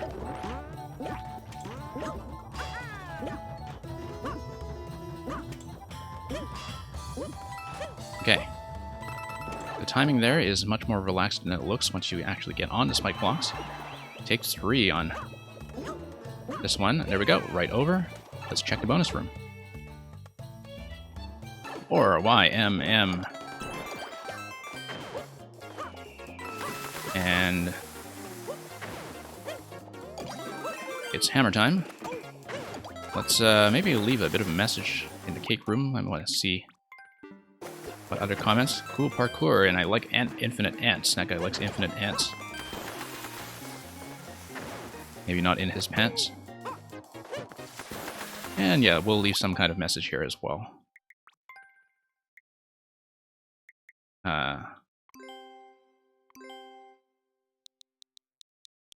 Uninvited picnic guests, what shall we say?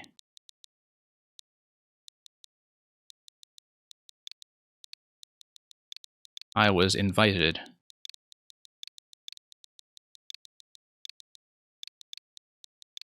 Here for cake.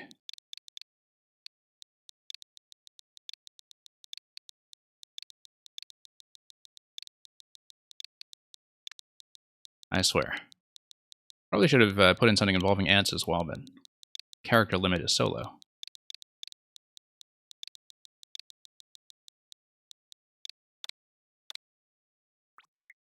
Let's put on a smiley face. Yeah, with puns instead of boring stamps, I should actually think of better comments.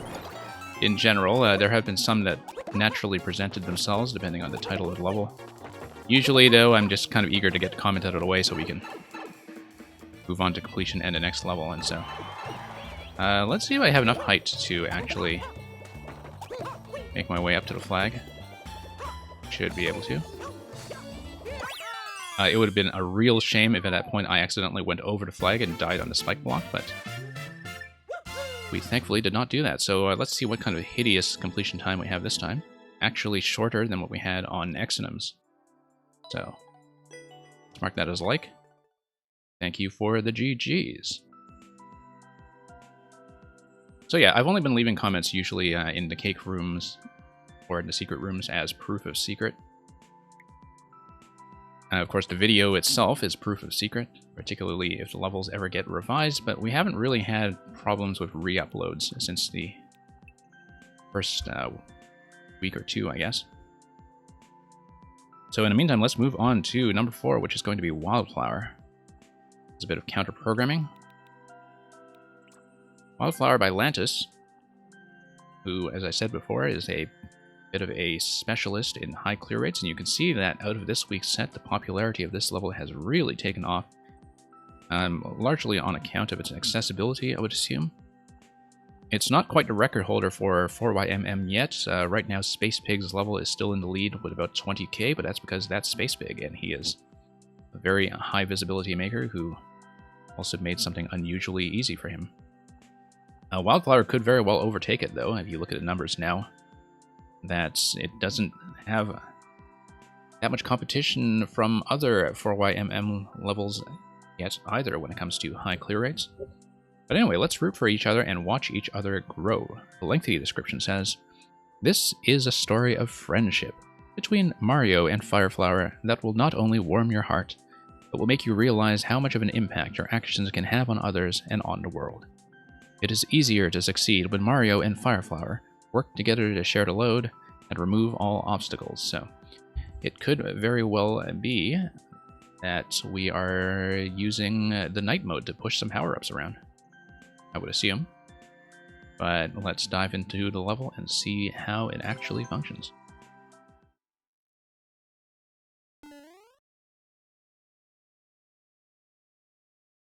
So we'll reach the goal as Fire Mario.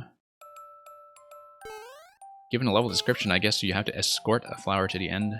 Oh, look at this scroll break over here. Very obvious scroll break. Perhaps. I see, because that's going to give you the goal right away, which tells me that eventually we'll have a scroll break that comes around and goes left. Also, a scroll break that might give us the potential ability to break this stuff if we have access to some kind of bombardment, but if we're mainly collecting a fire flower, that will not be the case. Unless, of course, we have something like a fire clown car at the end. So, we're going to pass the cover image. It's going to reinforce the clear condition. And we can grab... Oh, okay, no. Yeah, I guess it is going to be an escort level after all. And the Fireflower is going to help us cooperatively over there. Yeah, it is kind of a level that plays itself, except you do need to know how to nudge the power-up in a night theme using your positioning. So yeah, jump up there and need to just stay to the right side of the flower and nudge it over. Very nice. Neat little crossover here. Look at that little crossover. It's timed in such a fashion that the fire flower goes up too quickly for you to catch it, I think. Seems rather rigorously tested, knowing Lantis. But yeah, I love the crossing paths, so you're not just always stuck in the same top and bottom configuration. That really adds a bit of character to this level that isn't always present in some of these escort-style designs. That's going to drop the gate.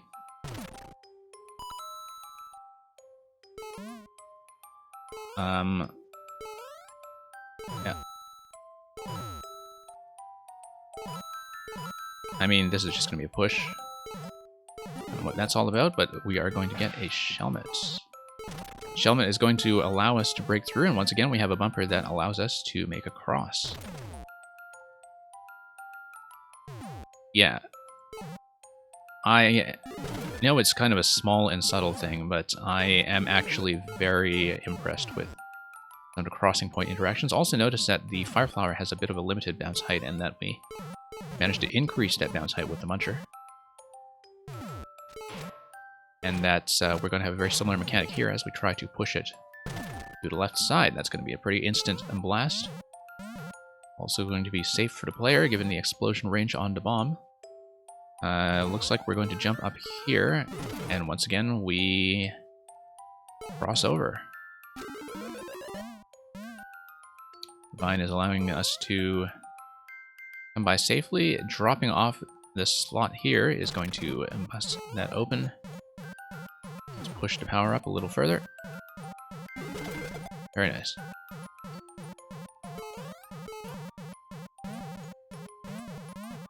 Okay, so it looks like we'll have to drop this. Raise it, rather. Once again, we have a bit of a crossover. And here's the Fire Clown car. I think if we eventually somehow have the opportunity to obtain a Fire Clown car, that's going to be very important. It is teaching you in the meantime that standing on top of the trampoline does allow you to lower things. This is sort of an interesting progression lock here in that the clown car is set up in such a way that it does obstruct you from clipping through to the bottom, I think. I think that's pretty safe to cheese. But then at the same time, you know, it looks like you're so close to actually grabbing the flower. But it's going to be a bit of a soft gate that moves you. Yeah, and the clown car is timed in such a way that you can never really descend quickly enough to grab the flower, so love how you have that kind of gate there that makes it look like you're very close to obtaining a power-up, and yet so far. Hey, MeSB Chicken, welcome back. Looks like once again we have a series of bounces. Very satisfying to get that displacement going. And so here are the PAL blocks spelling UI to say something valuable about the design of friendly user interfaces. Or maybe just you and I. You and I put together. Let's not grab the flower yet. We clearly have the opportunity, but I want to scout over here to see if there was any kind of secret interaction that's possible. Not really. I think we just have to fire the bomb on this side. Okay, we haven't had the cake yet, though, and that's perhaps not acceptable.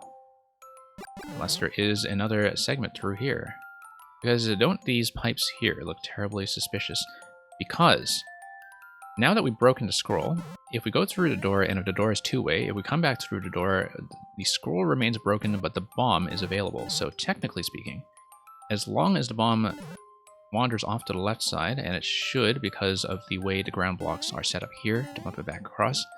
If this door is two-way, then we are going to come straight back to activate the bomb.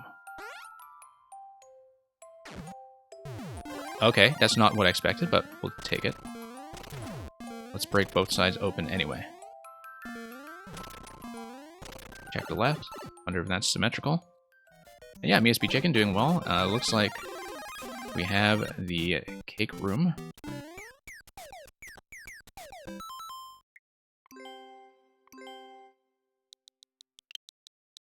This cake.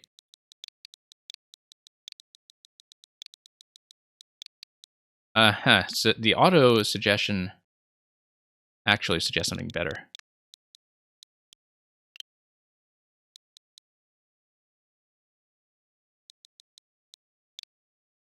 In that it is asking me to call it a cakewalk. I don't know, that's almost too obvious. This cake.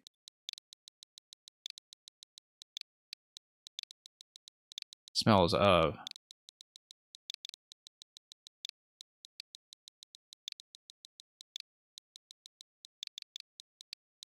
wildflower.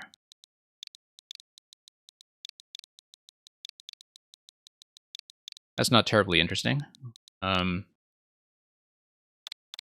should really think about what the cake message should be before I come into these rooms, but sometimes that depends on the cake rooms itself. I mean, I guess somebody else might have just called it a cakewalk. That seems almost too obvious. Count the cake. Cake. Or why? Yeah, I'm glad that guy's celebrating as well. Oh, look. I'm going to get a couple of one-ups here. Fire the pastry chef. Yeah. Actually, that would have been a fairly good remark. I should just ask the chat for suggestions next time I run across a secret room like that. For now, I am quite content to just mark a territory there and grab this before the time limit, so we're not one of the 8 or 9% of players who have somehow managed to fail at this. Almost certainly from timeouts. Oh yeah, let's put a like on it. Let's move on to number 5.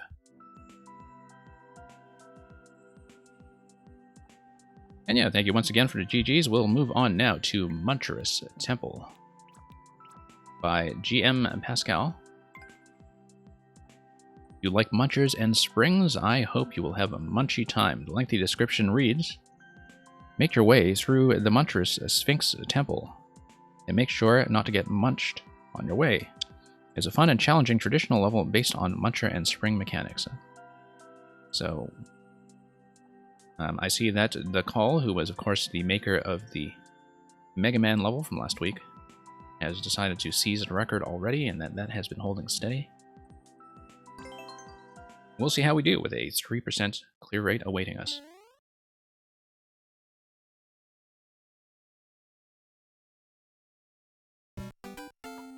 And oh,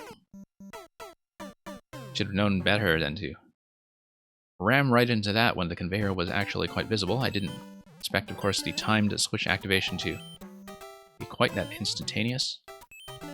But it is based on some kind of global beat block timing. Look at that question block up top. I think that's just decorative. And yeah, I've definitely seen a level like this by Pascal before. I think that was one of the ones we played on the weekend. I should actually watch where the ground block walls are going to lie.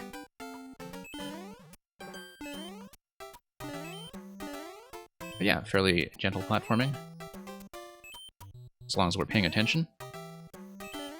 So we have a muncher moving back and forth up there. An upper level and a lower level. Looks like that's just a one-up location. What's down here? Coin location. Yeah, of course we're doing. We see there is an optional, probably optional, objective to collect 5 coins.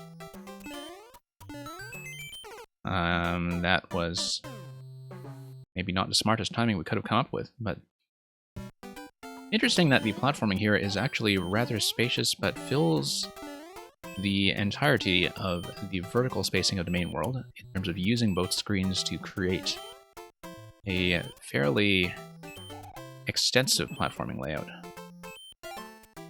There's a lot of space that is being practically used here, as you can see from segment up top.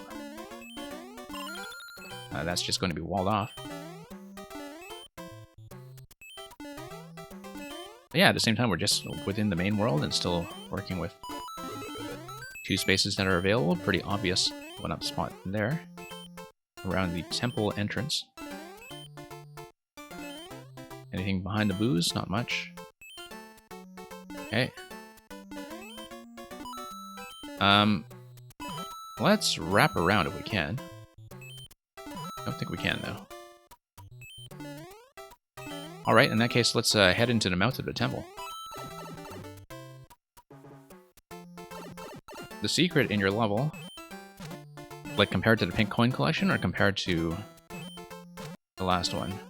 Yeah, mine is pretty much just a straight pink coin collection as well. But at least the cake is kind of nice. I'm quite proud of what I did with the cake.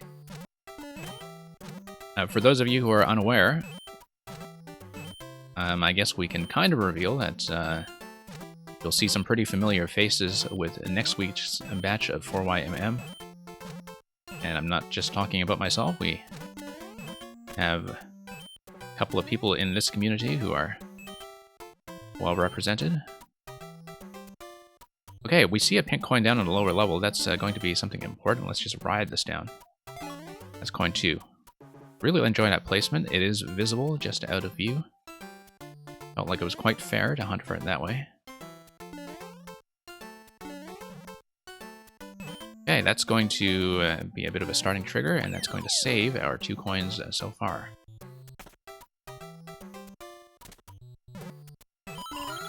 Yeah, I mean, some of the 4YMM levels have barely had secrets, so some of them, you know, didn't really do much with that. But, oh, can I reset through the door? I feel like I should. Don't know if that track setup generously resets itself, but... Okay. That's coin 3. 3% seems low for this, but, you know, again, very hard to tell with this player base. I guess that door would be for resets only.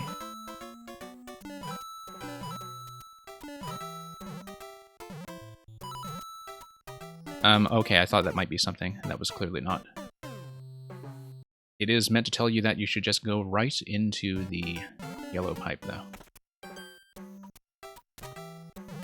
It may be the music that's affecting my perception of this, but certainly the pacing feels very SMB3-like in terms of the speed of the kind of stop and go and your ability to read some of the mechanics. Of course, that's assuming that you play SMB3 rather completely and patiently. You know what? It's possible to grab that trampoline. And I feel like grabbing that trampoline is going to be a secret of some sort. So I'm going to just take another attempt here to grab that trampoline. I feel like it's going to be useful. We can totally snag it out of midair and bring it into the next segment. And I would rather try that. I want to check the other pipes too, okay. Yeah, potentially.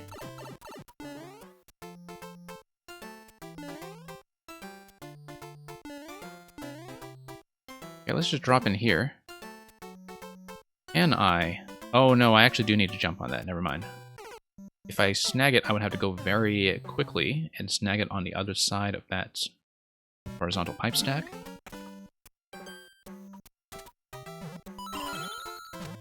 But yeah, for something down in 3%, pretty relaxed. But I guess 4YMM is bringing in a lot of players who would perhaps be stepping out of their comfort zone if they are regularly in the medium zone. And of course, even I'm taking a lot of deaths from a little bit of secret hunting and just from trying new things from time to time. Hey, you got your world record back. Which world record are you talking about, Awesome Lamp?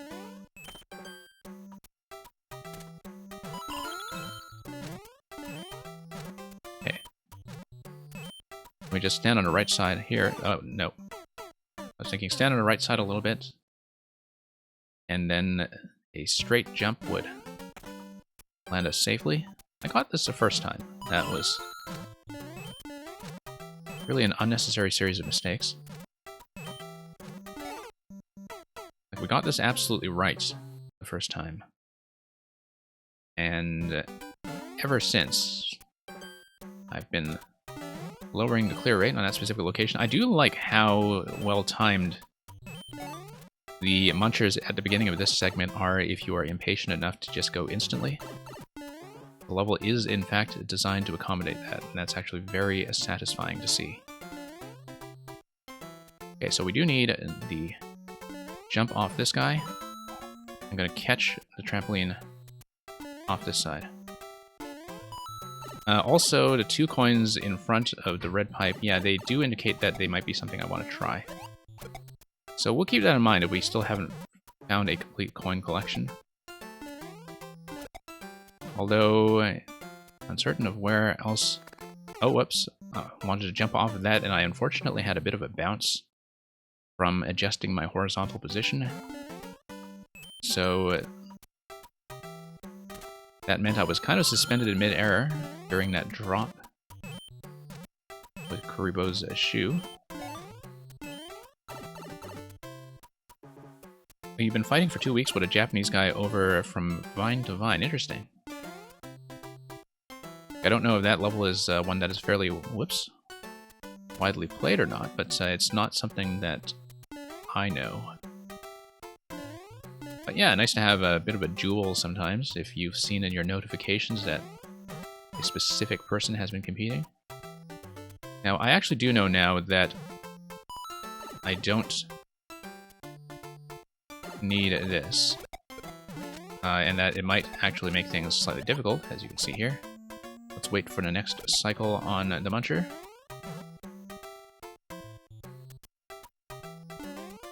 Okay, we do have wings on Kuribo's shoe, but I was a little late on jumping off the muncher retraction.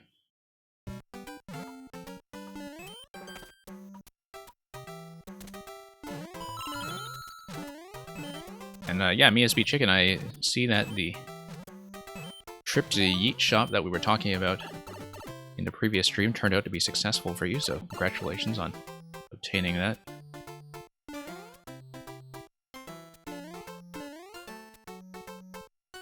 And in the meantime, let's jump off this. Try to catch the next cycle here. Oh, nope. I was trying to get in the red pipe that time to see if there was anything. Trying to get in position as soon as possible. One of your personal favorites. Okay, Awesome Lamp, you know, if you ever want to send me something like that over viewer levels to have me take a look, that's fine as well, since I'm through a lot of your own list at this point. I mean, I am unlikely to really compete for a tightly tuned speed record, so you don't need to worry too much about me chasing that.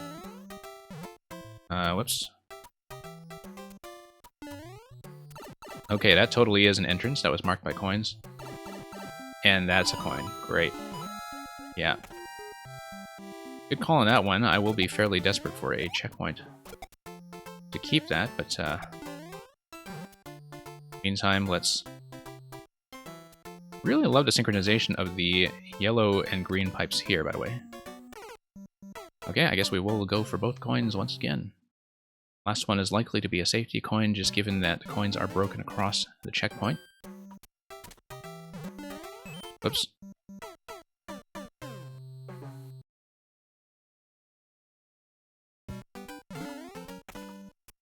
And yeah, so this is what, level 5 it says, so we still have Noirs.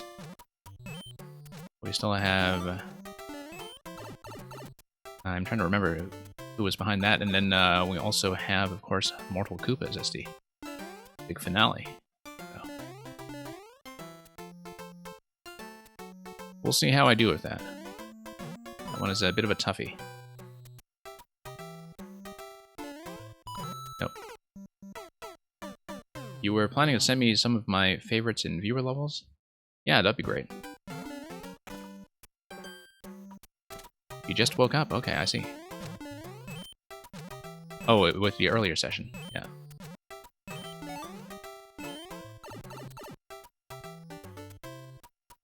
Yeah, for those of you just joining me, we've had a fairly heavy streaming day because I've been trying to do double duty here with Paper Mario, the Origami King, which has been getting pretty good. Slow start, but it's a game that takes off rather quickly. Oh, okay, we missed a coin.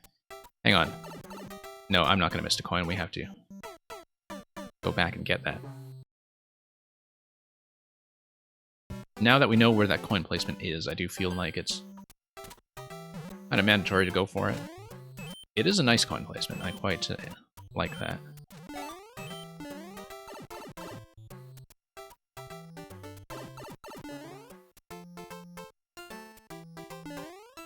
And yeah.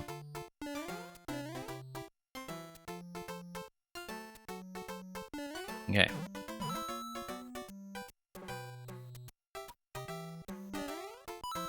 There we go. Tricky timing, but I do think it's well indicated. Okay, let's get down here. Take advantage of the wings. Okay. Here we have some clown car collision jank coming up.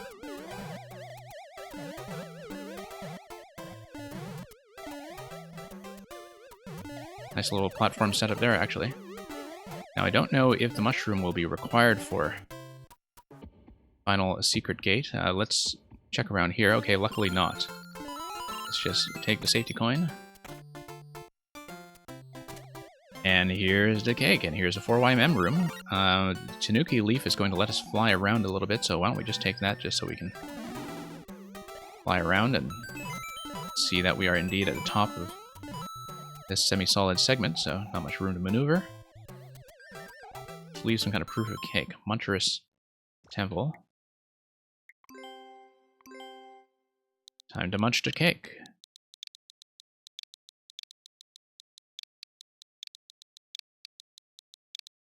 I guess earlier we chomped on a cake, now we'll just munch on one.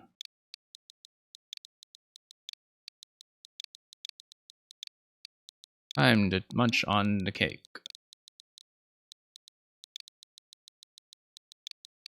And let's say, munch, munch. Maybe something about Robert Munch.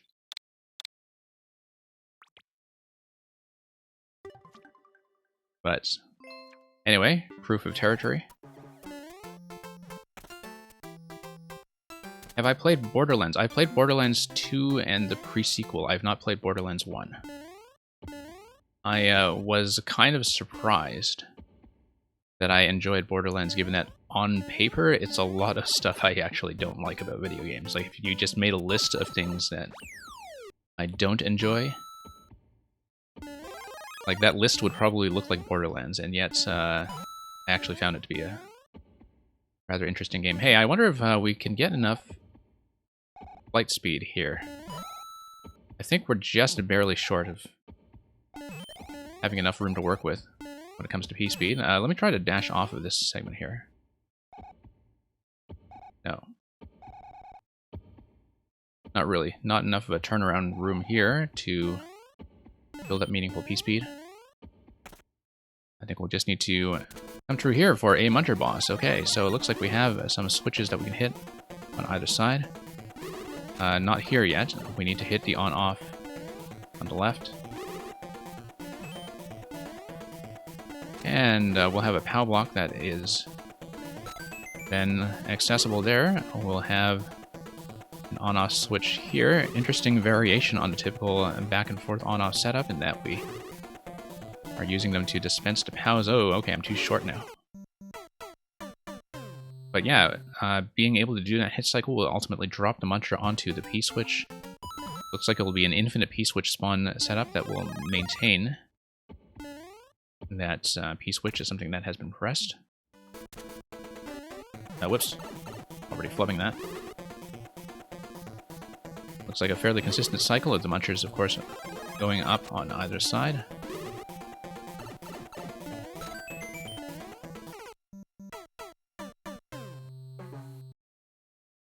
Yeah, spikes. Certainly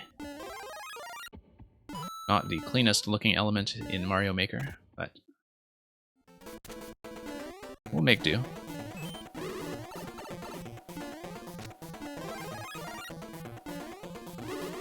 Hey, in the meantime,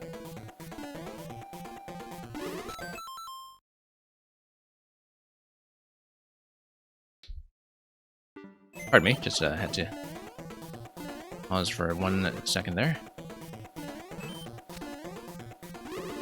So yeah, we'll hopefully dodge the firing pattern. We'll have to hit that remaining switch. I do feel like I need to build up a bit of a dash, or at least get up here at the apex. There we go. Yeah, and it will be a case of the Muncher holding in the P-switch spawn, so we can have an infinite P-switch give us the exit door.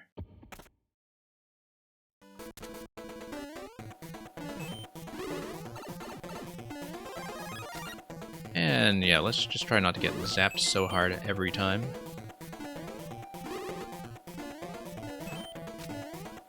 And okay, good. Pretty comfortable with that timing so far.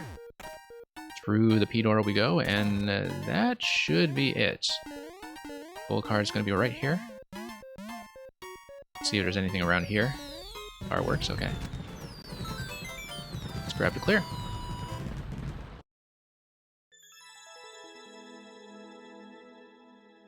And thank you for the GGs.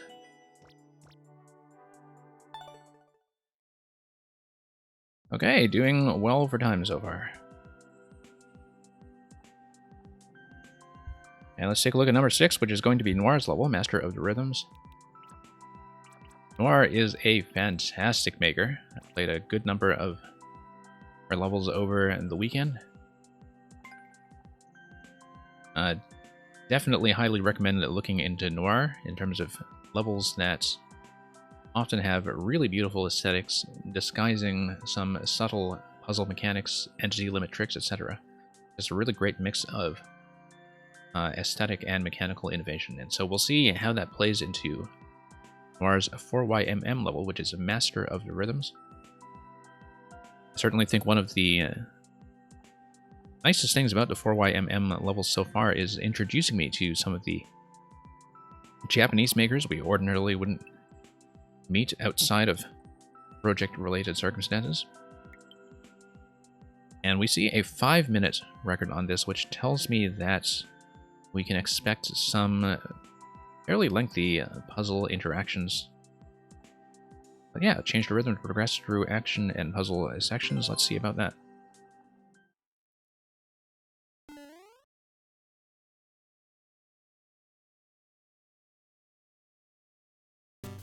Okay, so 2 beat. Okay, so there's a bit of a chime. And the chime will give us the rhythm. It's synchronized with the on-off switch. But whoops. I did know what was going to happen there. And I do understand what's going on. It looks like... Yeah, you'll have an off-screen audio cue. That gives you the entire... Whoops. What am I waiting for there? Oh no, that's just a tutorial segment. That's right.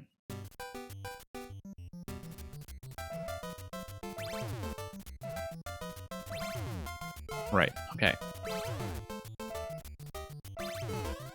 And you just need to know when beat 1 is.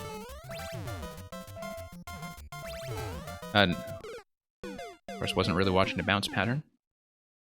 So you're thinking of streaming a series where you farm for every legendary weapon in Borderlands 2 with all of the DLC?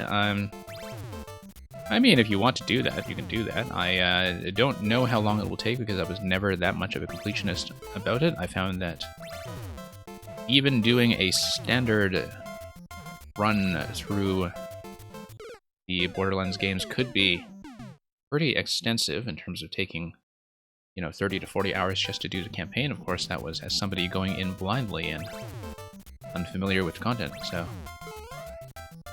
I don't know, I know that Borderlands used to have a pretty active community, I don't know how much of that has splintered with the release of Borderlands 3.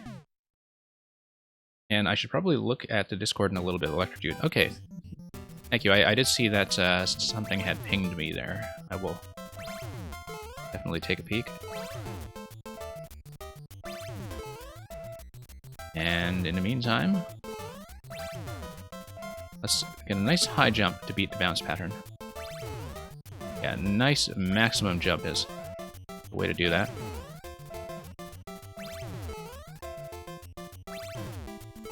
Okay. And we're going to have a scroll break that is on the right side. I'm going to try to jump on top of this segment here to see if anything activates, but the fact of this scroll break is kind of interesting. Notice, too, that the bullet blasters are all completely entity locked. So, we have change 1, 2, and 4. Interesting. 1, 2, and 4. Okay. Okay, so this is on every beat now. You have a track on every beat. Track change on every beat, rather. And you have some bonus material up top that you can move towards. You have a key door down here. And, yeah, a jumping sequence that takes you upwards. So let's do that. Got a key for the door. Looks like it's an advanced objective to head up to that pipe, so let's do that. Assuming it is an advanced objective. Oh, I know. Okay. No. I think that's actually a pipe that will take you down here with a different rhythm mechanism that is activated. Perhaps. You can't actually progress now, but you would be able to later when the track pattern actually allows the cloud to move up to the upper segment. So, for now, let's grab the key. I'm assuming that... Oh, no. I see. Watch this. We're going to go down to Yellow Pipe. It's going to give me a modification of the rhythm that we're working with. So we're now going to spawn down here. Coming back through this pipe is going to spawn into the room just differently enough that it's going to change the rhythm mechanism. Just based on our spawning position. Now, I don't know why it differs, though, because as you can see, we come out of the same vertical position on either side due to the presence of the scroll break. It could be something proximity-based. Or based on a switch, like based on the initial on-off position when you come into this room. That it would affect what the initial setup of the rhythm mechanic is, so. Now, looks like the current layout is still not enough to get you out to the key door. We'd have to survive everything up to that point. So yeah, I guess if we survive the key until we get to the 4-beat pattern, then we're probably going to be okay.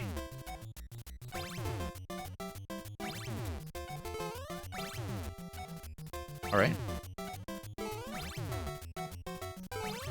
Here we go.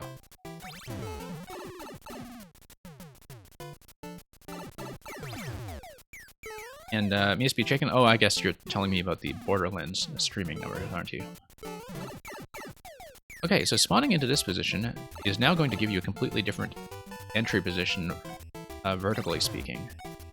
And that's going to give you a mechanic here of the rhythm being activated once every 4 beats.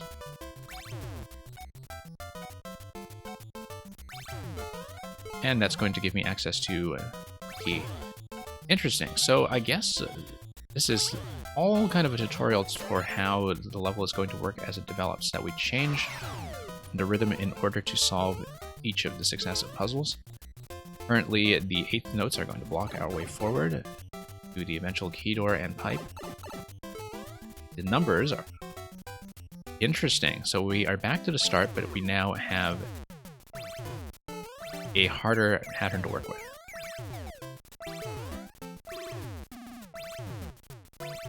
Once again, just based on the initial spawning position. Whoops.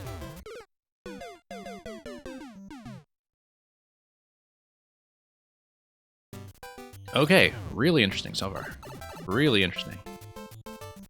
Yeah, I have to see how this is put together, but obviously I think the changes in the initial mechanism setup are based not only on the spawning position of where you come in through a door or a pipe, but also based on the on-off state when you enter a room. I think that was made fairly clear by the alignment of the 1 and the 2 pipes in the previous kind of tutorial demo area.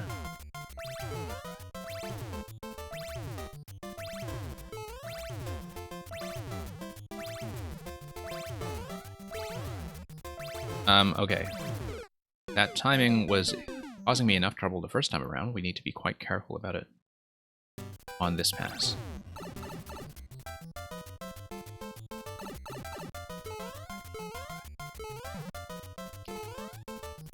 And in the meantime, I will just try to beat this.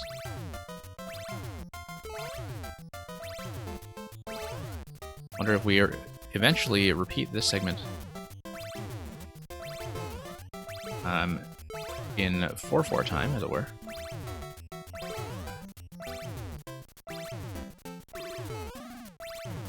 Okay, got that. And we have the scroll break that we were wondering about earlier. Looks like there was actually a bit of a segment up above that we could have checked earlier, but in the meantime, we have 4 and we have 2, but tapping this changes this to 3 and 1. Interesting. Interesting. So why don't we do this with 4 and 2 first, and see how that goes. That is blocked. Quite possibly they need to be done in prescribed order, but we'll do 2 first. Oh, I see. Same room, except we come in on this side. Looks like that allows us to get a high bounce if we're careful. That's going to be a Mang jump. Interesting, I've come to think of these as Mang jumps, because that's very much what they feel like. This is clearly some kind of hard road, though, and to do a proper completionist run, we should be doing a hard road, but let's check up here just in case that's not completable yet.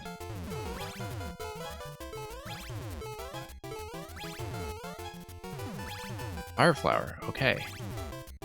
So we totally do need to do the series of Mang jumps just to get through here. I wonder, though, if we should manipulate this rhythmically in order to get that working. And actually, I think we do, because otherwise, yeah, because you need full momentum going into that. And in order to do that, you do need have this in 3 and 1. Okay. Yeah, I actually need to jump into this thing.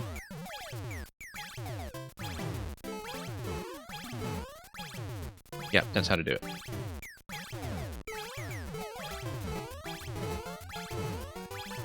And Fireflower. We do need to set this back to 2.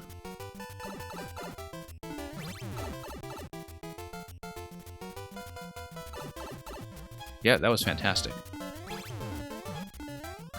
Okay, let's resynchronize. No, hang on.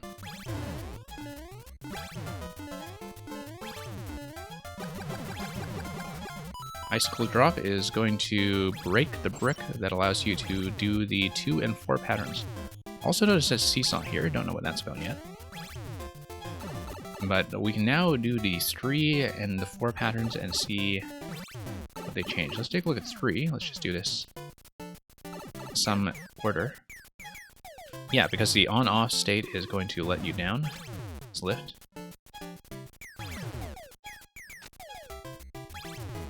Here we have a key to work with.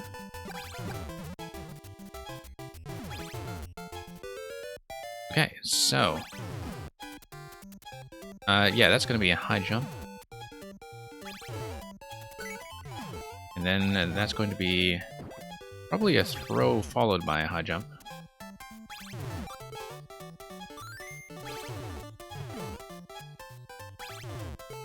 Not nearly high enough. I need additional space. Actually, I can just ride it up to top segment. It's probably easiest. Now, yeah, we need to get up here. Having access to SMB2 is actually going to change quite a bit, I think. I don't know if there was a way to obtain the cannonballs, but let's just come in here and... Well, first of all, we have a key, but I don't know what coming in here with 4 does, and that seems fairly important to work out. In case that answers some question we have about the key access. Maybe come down here once more. I think I was paying attention to where the key door was located.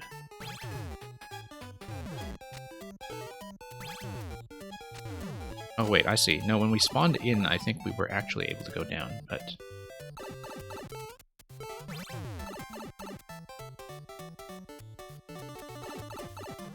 Let's see if that's the case. Yep, gonna ride this down. Oh, okay, look at this. We're gonna ride this all the way up. Dodged some of this in the meantime. Oh, lovely. Look at that.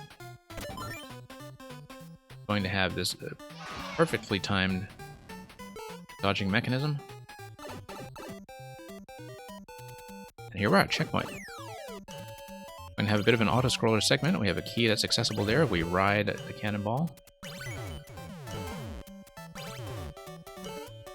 Interesting. High jump, perhaps? No, let's reset this. We do have the 4YMM text now on that side. Grabbing a cannonball might be something important. Oh, except that's not actually going to let us go forward. Let's see. Seems like ultimately finding some way to maybe get up there and grab the bonsai would be an important part of this. Down and down. Let me think about this for a moment. Oh, I say down, yeah. No, I see what's going on. Can I pluck the clouds? I can't pluck the clouds, but that's because there are bricks in the way. If I can get the bricks out of the way somehow, then plucking the clouds would in fact take me through to the lower level.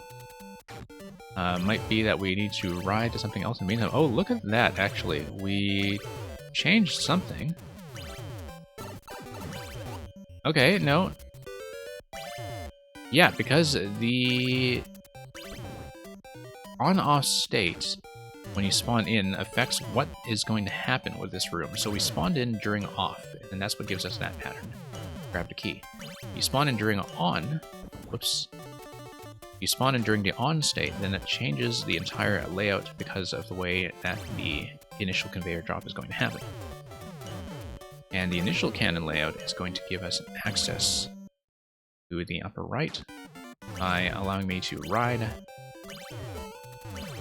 a bunch of things. Not that, but if there's a way to kind of hold off on this timing in such a way that we have access to the bonsai bill, like in that upper segment perhaps, where we can grab it from above. And we'll see what gets worked out here. Having a checkpoint here I think is definitely helpful, given that it's going to take a few tries. Also, using a cannonball to blast it through the bonsai bill is probably the solution here. We just want to clear bonsai bill using this cannonball. Like that. We'll probably have to repeat this, just given that what's going on here with the timer. Looks like keeping the Fire Flower up to this point would break this coin for some reason. I don't know why we would want to do that and obstruct access to the door, but you never know when that stuff is important, so. Master Sword. Okay, so now we'll have some kind of Master Sword interaction. Gonna be once every beat. I don't remember Ice is vulnerable. I didn't think it was. Or, yeah, it is. Okay, of course. I am going to run out of time here, but in the meantime, we'll just kind of scout ahead.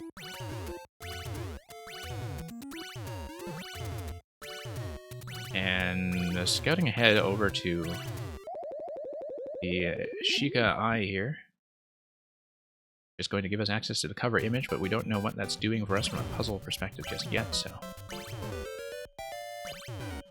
Okay, let's spawn in with the off position.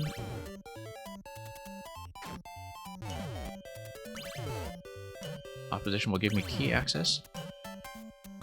Spawn back in the on position. And blast through the Bonsai Bill once again.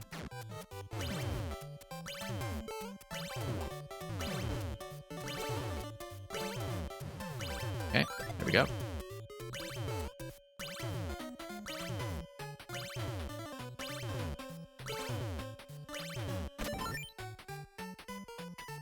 So we saw what happened with beat 1 with Master Sword. Let's just do that again anyway, even though it seemed to give us a bit of a roadblock. In the meantime, the other thing we can do is also bust this down on that side. Interesting that... I see, okay. This seems terribly unsafe to attempt while we are on the single beat.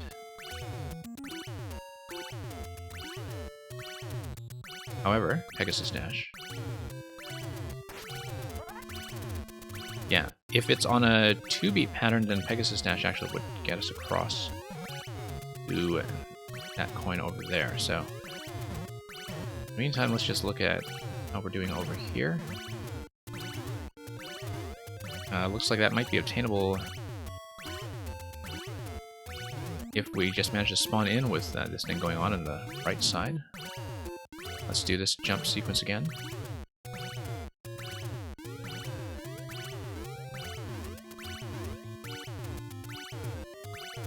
Okay.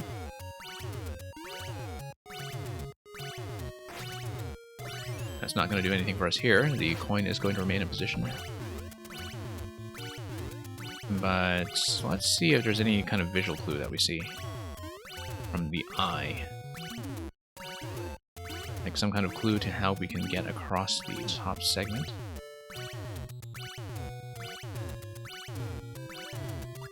Maybe we just fire a very accurate arrow or something up top. But let's go back to the 2-beat pattern and see what we can do with that.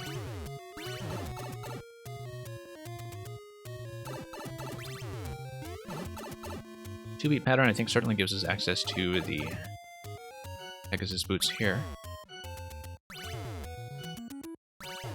Oops. Almost.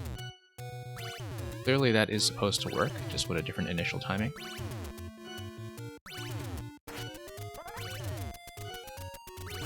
Yeah, just need a bit of a faster start. Nope.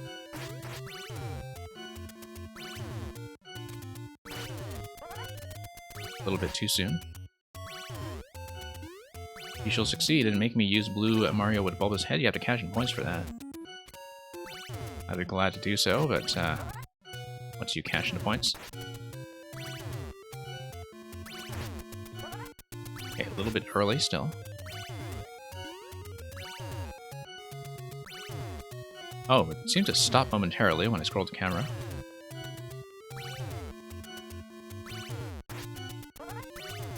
Okay, there we go.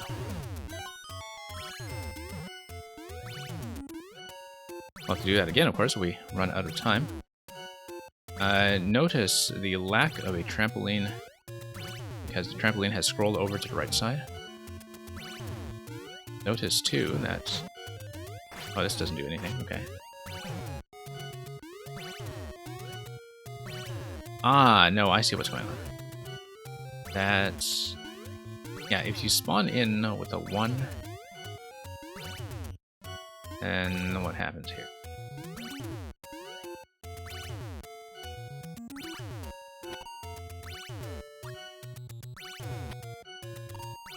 Yeah, that arc is not really going to give me what I want, I think.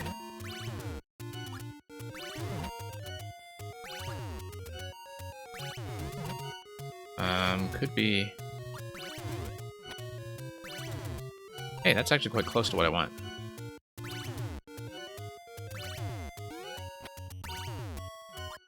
Actually want to fire nice and early.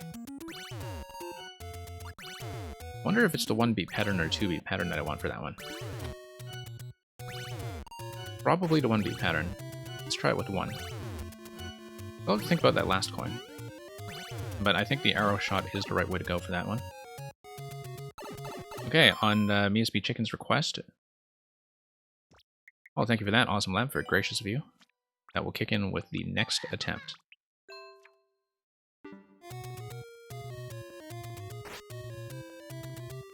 What were we doing? Ah, yes.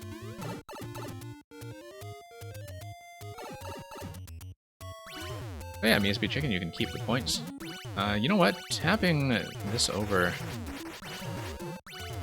would allow me to manipulate this pattern. Potentially.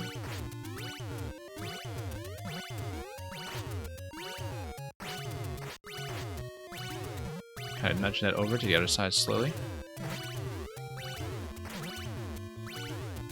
Or maybe not.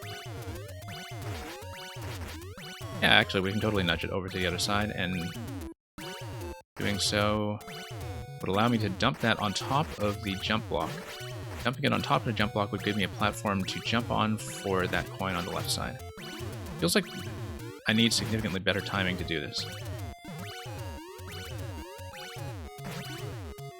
I want to raise it as much as possible when it is in the red state.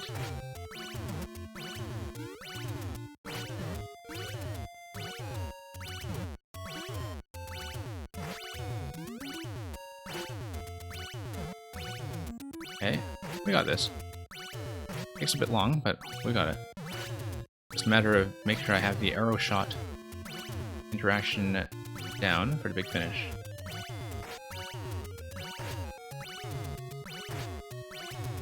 There we go.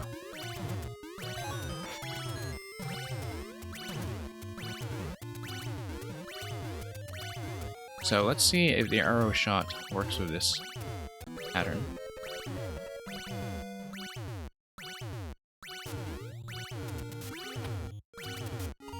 Almost. Timing is clearly correct, aiming is not. There we go. So we come through here, we set the rhythm to 2, and that allows me to have the trampoline drop on the right side for the key door.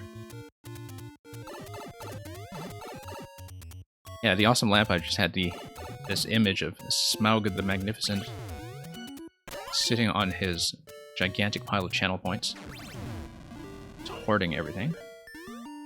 Key door leads us to cake. Cake looks mandatory, and so it's not going to be a particular secret. I don't know if there's an additional secret, given that we have already seen a cake and 4YMM. Okay, so now we have a Twister and Bullet Blaster from the way we spawned in through the pipe. Now we have... Oh, look at the way the goal was revealed through that ice block that was broken by fire. Just from the spawn blocking that happens at that level. So I don't think there were any additional secret paths that I didn't see, but as far as a puzzle layout goes, that was fantastic. Very interesting background mechanism.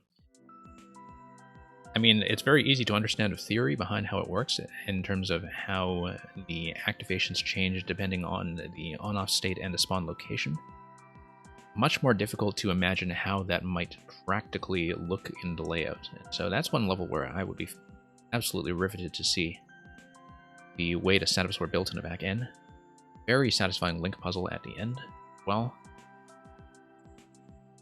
but you can see where the 5-minute world record is coming from, just because of some of the fussiness of some of the slower interactions as you try to make your way around a course. So, very tight record, I would imagine. Clear check time is actually some ways above that, with something close to 6 minutes. So thank you for the GGs on Master of the Rhythms. That leaves us 2 more to go.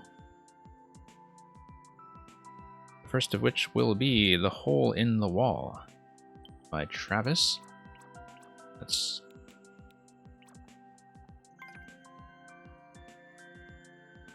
take a look at The Hole in the Wall, which is going to involve a P-switch, where we escape from the chaotic cave before the P-switch timers run out.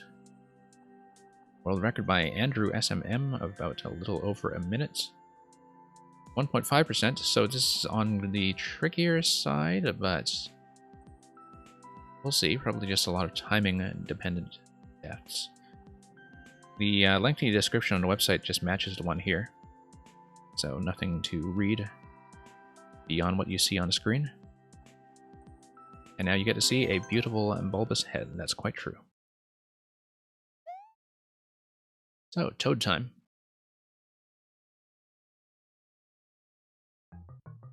No, that's a spin jump. Let's actually read everything properly.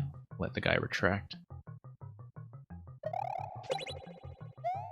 Hole in the wall, eh? Seemed like I was going a bit slow there. Oh, P-switch, okay. Okay, just reading this for the first time and just seeing some of the timing and spacing that we'll need to manipulate.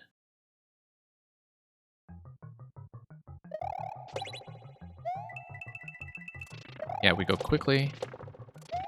Yeah, actually a full jump all the way across might actually be enough to give me the landing on the other side. Hitting the P-switch will allow me to wrap around right to left. Wait. That's assuming I have the headroom to do it. I think I am supposed to just do a spin jump off that piranha. Had to, of course, see its position. Sometimes I'm not great at gauging distance. Yeah, there's going to be a wrap around to the same piranha. I always love that slight reuse of certain elements. Okay, P-switch is going to remain active. Oh, whoops, didn't expect that P-switch activation to happen quite like that, so I was getting ready to, well, do something else. Pretty simple so far, though. Pretty simple. And indeed, quite relaxed.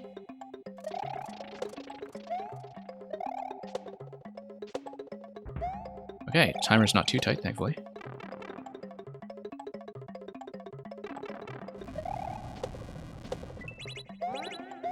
Okay. Erase the thwomp now. Reactivate the P-switch just in time. Actually quite like that timing. That's quite satisfying too. Safely do that just a P-switch runs out. Oh, that mistake is going to cost me. Yeah. Fairly easy to recover my position here, though.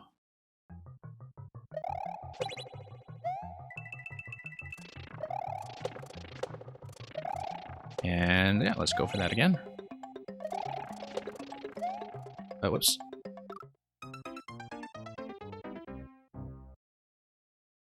And get a few of some of the scrappier attempts out of the way nice and early, and really mentally kind of get into the pace of this level. That's often the obstacle to clear.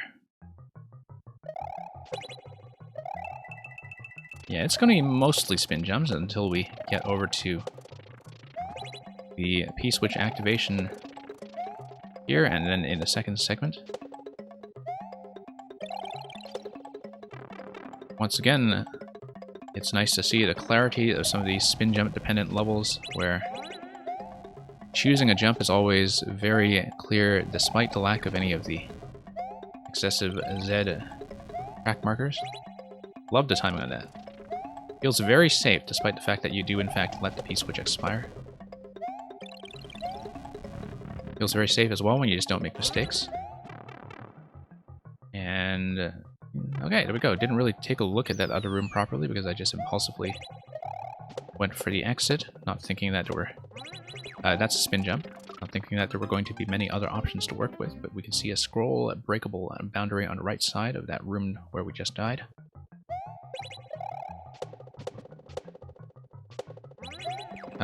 As well as some things that are on-off dependent. So I would assume that eventually we do wrap around this room once again with a state change. Yeah, you can see the on-off switch right there. You can see the brake right there. That's going to be a spin jump up to the pipe. You have acquired emote. Yes, certainly have.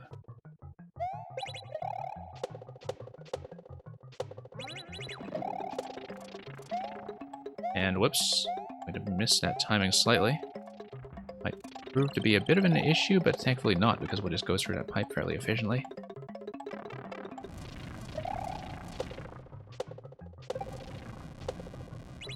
Looks like I was a little bit late on everything there. I certainly felt like I was reacting a tiny bit late to have that run cleanly.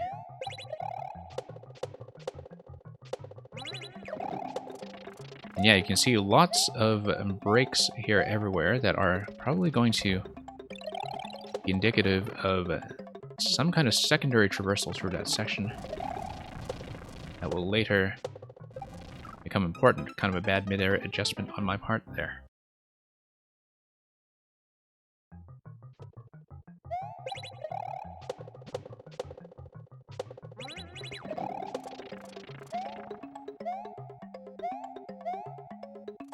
And here we go. Up once again.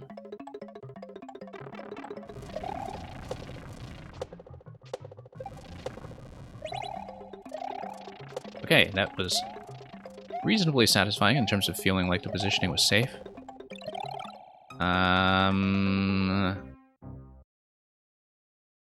That segment there, it seemed like the headroom jumping ahead to the next set of P-switches.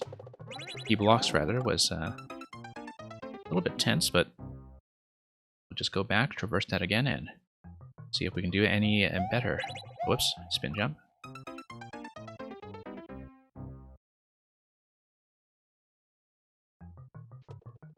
In the meantime... nope.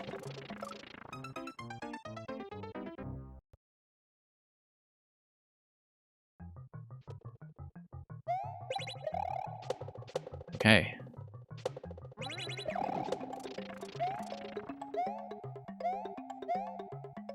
Let's drop in the meantime. Yeah, MeSP Chicken, I'm glad you get a lot out of that experience. I think Mario Maker is a perfect game for that. Although, of course, you've been dropping by Paper Mario again, and that would be... It's kind of nice on the streamer side as well, you know, to actually be able to have a conversation, so you're not just kind of talking at the audience all the time. And so yeah, Mario Maker is just a fantastic small stream game.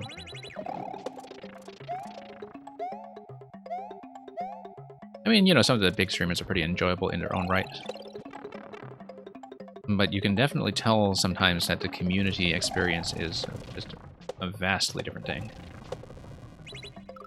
And that it is much more about the community in-jokes in that particular channel, and often a little bit of, you know, a little bit of a collective mentality when it comes to attitudes towards whether they like the level or not, so sometimes it can feel, I think, much less open-minded. We actually do need to get a P-jump on that P-switch, since it is on top of a dangerous-looking muncher. No, hang on. I keep forgetting sometimes that you can, in fact, do a spin P-jump. This level doesn't enforce it, at least not yet. I think it allows me to land safely there. I need to do a spin jump. Hang on. yeah, have a good day over. That's the Borderlands stream. Thank you for dropping by.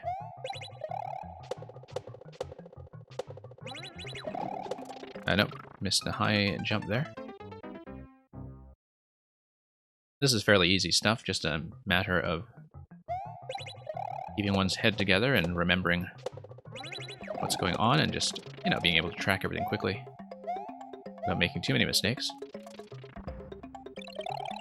But the execution is very gentle. For something that's sort of in a 1.5 range, yeah, the execution is not really an issue at all, except, of course, I need to remember to P-jump. And just slide off of that thing.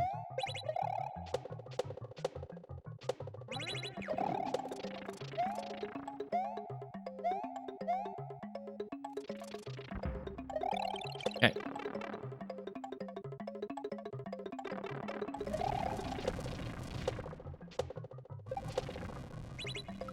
Yeah, I missed the P-jump that time. I was trying it, but definitely sliding off like that is not going to be the way to deal with that. Just need slightly better execution all around. Because you do need to swap between the spin jump and a standard jump quite rapidly. Even if you do know exactly what you're doing, it can be a little tricky sometimes to get the fingers to follow suit.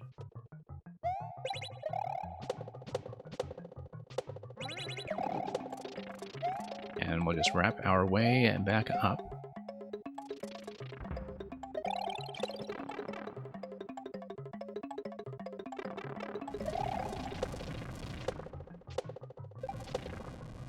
There we go.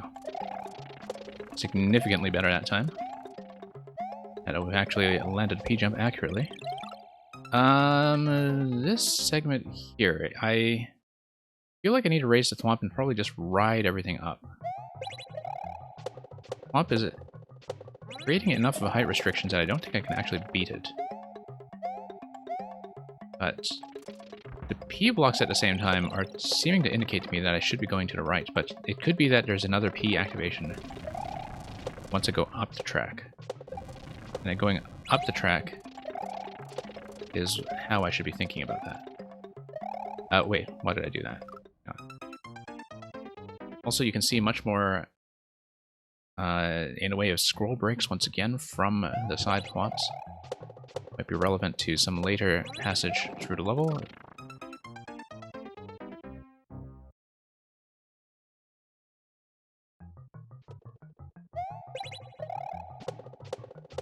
Okay, let's get our reaction times in order. Whoops.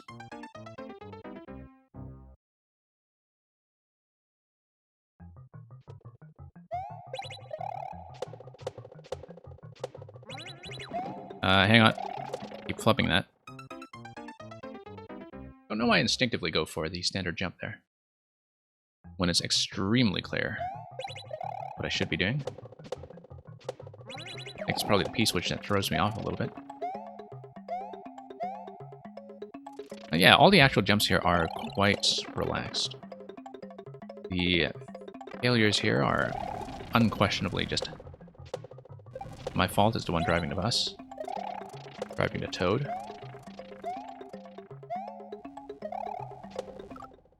Oh, need a slightly higher bounce, and yeah, okay, our strategy this time will be to move at the side thwomp and ride the lift upwards, and hope that there's going to be another P-switch activation that takes me forward through the level. It's one particular location in this level that does require a little bit of thought when it comes to reading what is about to happen.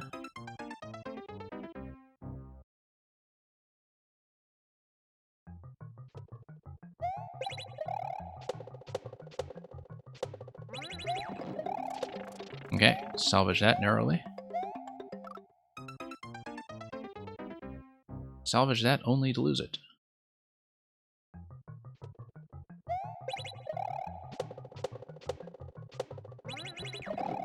Okay, wrap around.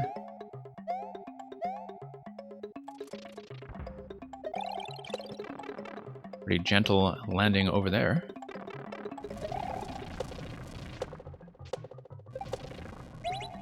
Okay. Once again, all very satisfying on that part. Let's ride this up. Oh no, okay. Spikes. However, yeah, P-switch on a lower level. So yeah, no, it's actually fairly clear to me that I do need to, in fact, take the lower level. Quite possibly spin jump to keep a low head. But we'll see how that goes. Still wasn't sure what was supposed to happen with that thwomp, but I think just being mindful of the low headroom is the only actual way forward. That's going to be a spin jump up to P. Yeah, that's right. Okay, I totally understand that now. We should have that down in just a few attempts, given that it's no longer a mystery how that is supposed to be navigated.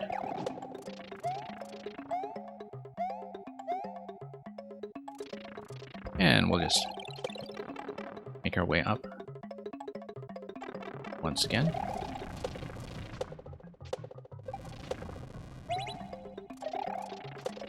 And once again. No. Hesitated a little bit. You do need to go immediately in order to have the clearance to make the jump over to the next series of P-switches. You need to be very quick on your feet when it comes to understanding precisely which jump to do. It's not a level that's going to spoon-feed that to you. It's kind of nice that it is mostly about making those snap decisions based on your observational abilities.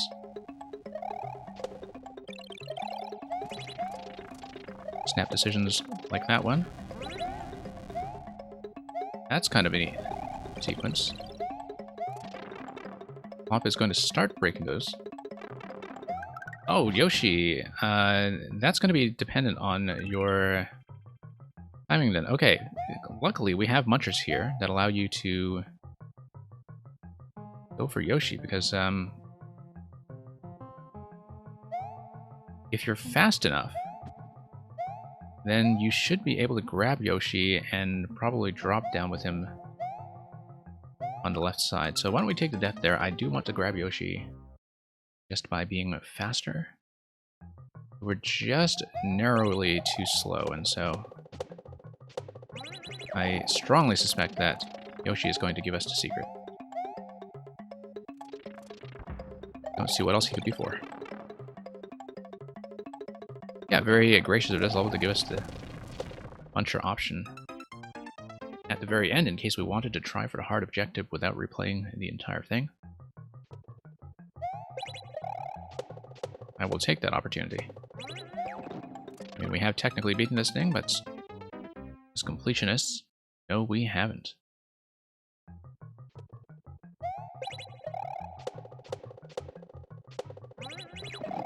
Okay, here we go once again.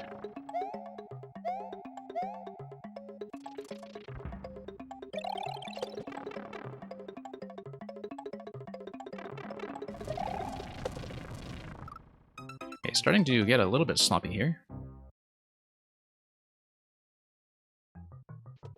That does tend to happen sometimes after a really good attempt.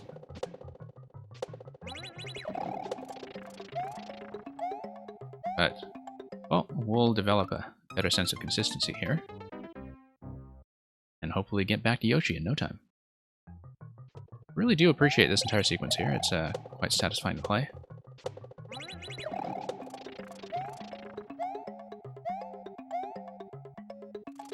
And in the meantime, we'll move up here.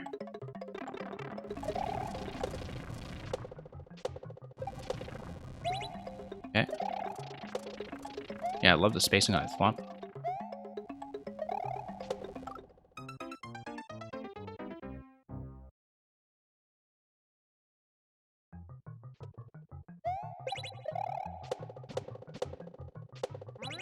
Okay.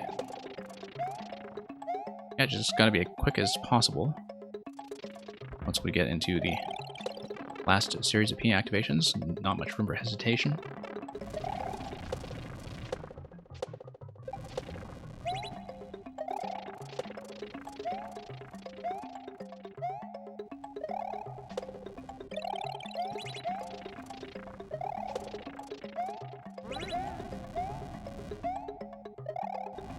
Nope.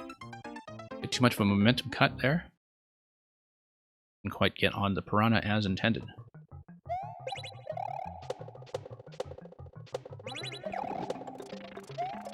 Getting better at that, but I do need to tighten up the timing quite a bit in order to have a shot at Yoshi at the very end.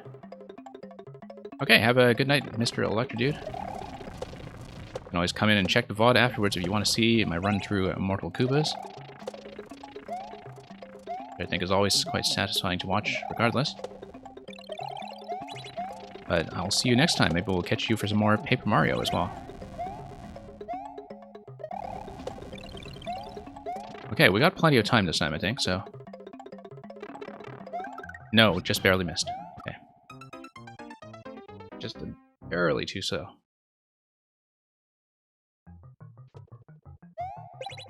Well, going to go for it until we've got it.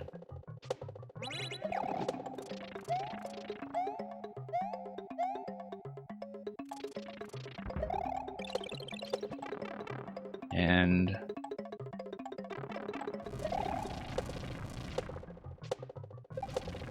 here we go.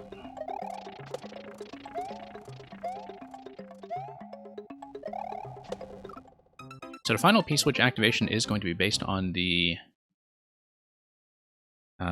switch that is proximity triggered on our final ascent. So yeah, I have to be pretty much perfectly crisp going up that final part. It's going to be a very tight timer.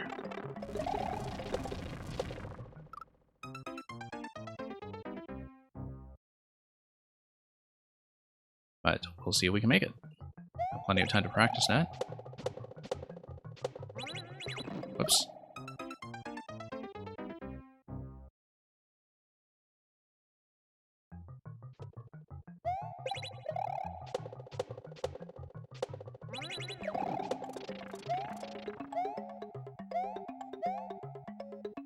And then we'll just try that again.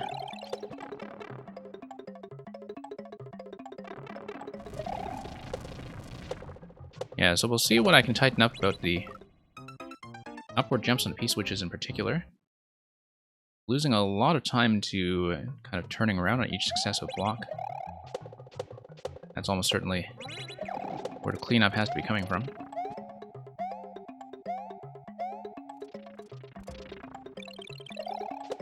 Nope.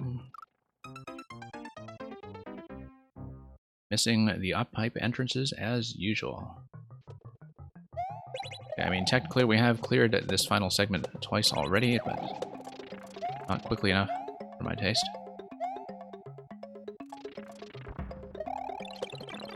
Up we go.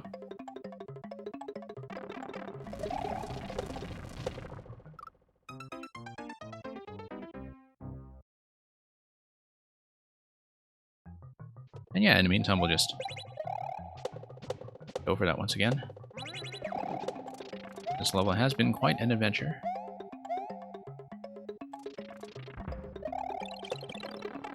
And up we go.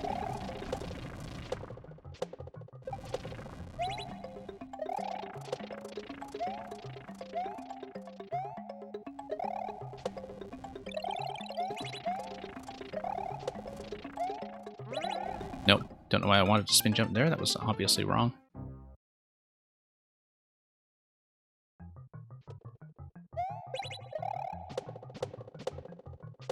Yeah, so that's proximity switch at the end is actually an on-off. It's not really the P-timer interaction that we're looking for. That should just be very quick throughout the entire segment from the final P press. It's quicker turnarounds and significantly quicker jumps. So whoops, actually that was salvageable, surprisingly salvageable. Although I think the P timing would have gotten us into trouble.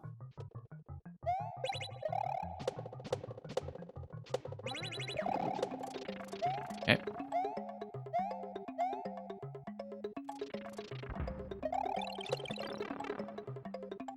And up the pipe.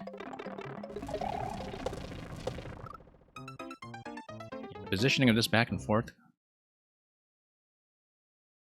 can be a little bit touchy, but nope. We'll see how much we can tighten this up to try to beat that Yoshi timer.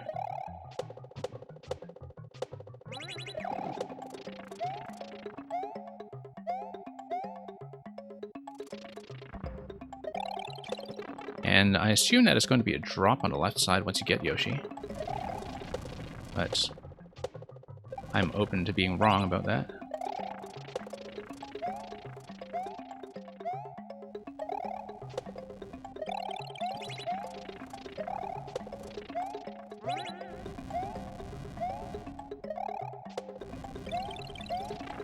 Now, is the timer going to be generous enough to get me through? Yes! Oh, that's a no. Okay. I guess we need Yoshi for something else, like maybe jumping over the gold gate at the end. Well, I've proven that I can do it.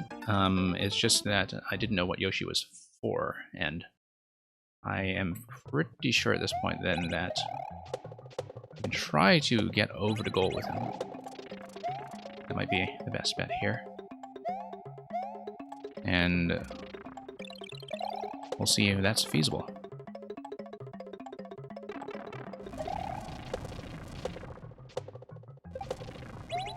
Serves me right for trying things like that.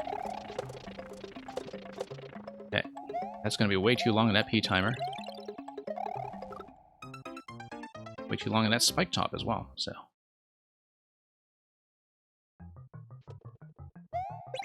Can only salvage that mistake so much.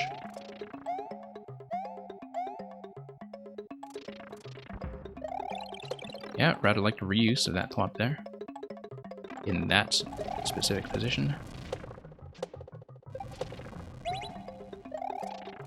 Nope, overshot. It's going to get me into quite a bit of trouble. Yeah, too slow.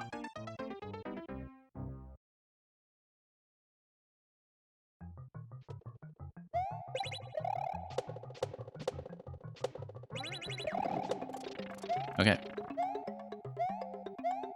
Once more.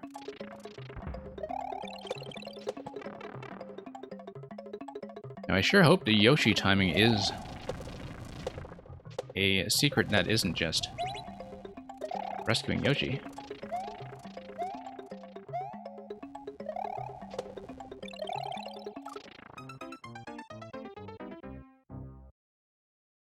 But we'll see very soon. Only thing I can think of there is whether you can use Yoshi to get over the goal at the end, which looks like it's going to be quite tight in terms of spacing, and indeed, I don't remember in Maker 2 they changed the way that getting over the Super Mario World goalpost actually works. No, you can definitely get over it, I'm pretty sure. We've done that often enough.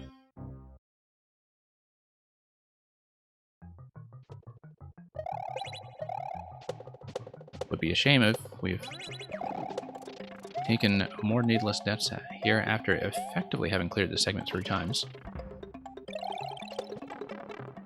But we'll see.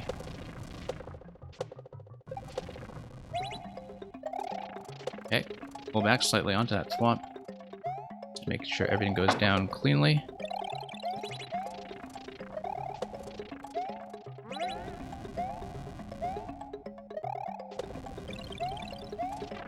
Okay, we should be able to beat the coins. Great. Sneak under. Yeah, let's see if I can... There's nothing over there. Okay, so I guess getting Yoshi is just getting Yoshi, and that's pretty much the extent of the secret. Unless there is some other secret in that level that we don't know about. Well, let's see. I kind of want to take a look at the comments.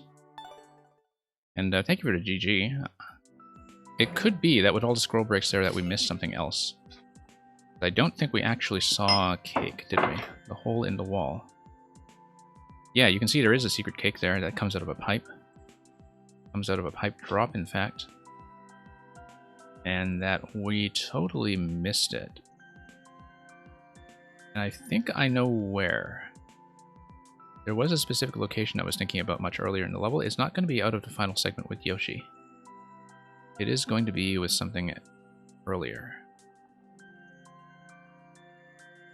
And probably involving the on-off switches. Actually, no, you see the Thwomp scroll break in that final segment. That the Thwomp actually continues to scroll over to the left. There's a blaster stop and a clown car. Clown car might allow me to break things in a way that progresses over to cake, but let's actually take a look at that again then. There totally is a cake. Yeah, no. I was just completely misreading how the Yoshi at the end was working. I guess Yoshi at the end is just a Yoshi that proves you could get Yoshi. But yeah, Bang, thank you for dropping by, and thanks for reassuring me of that.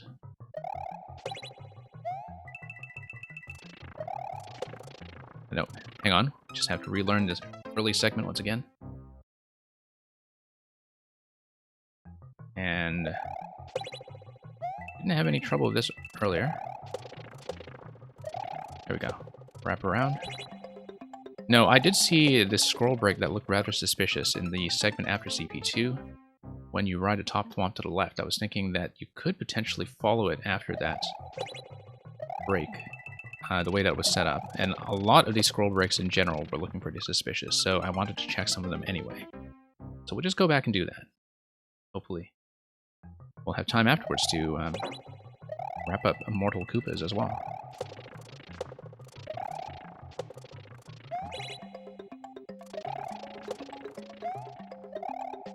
Okay, there we go. Much cleaner.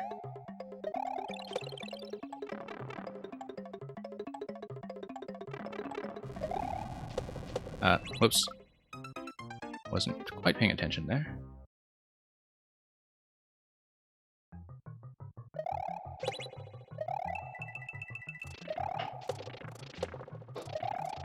Yeah.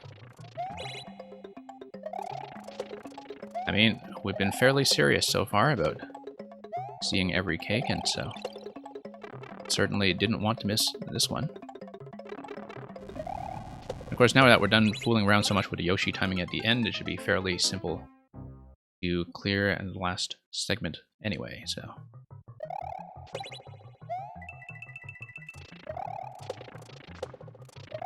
Let's just get back over.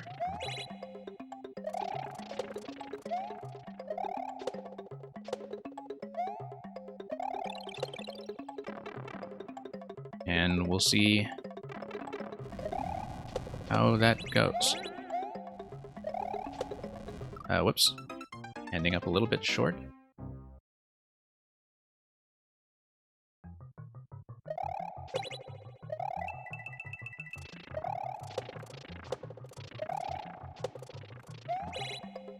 Okay. Whoops. I feel like I had an easier time with it the first time around than I am showing off now, but then there is a certain impatience, I think, to get back to where we were previously.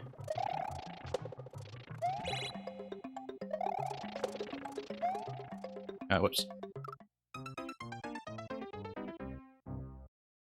And so yeah, we'll just relearn this. I have seen the whole level at this point, so none of this actually worries me.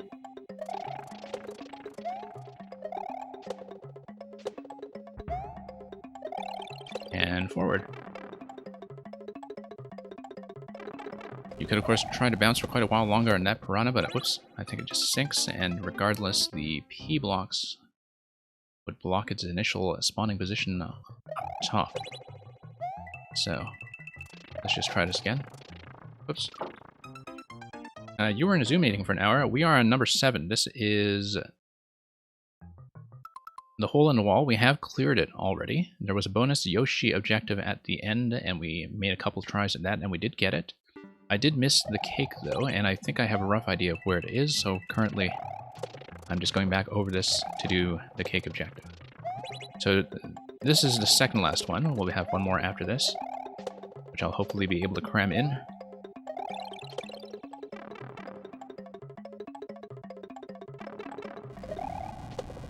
Yep, hope you had an invigorating Zoom meeting in the meantime, I'm sure.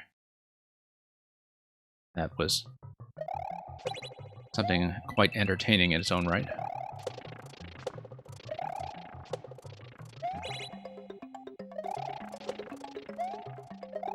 And there we go.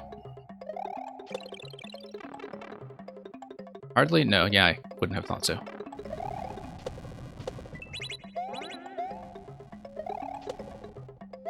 Oh, whoops. That was a big miss. Getting around that corner.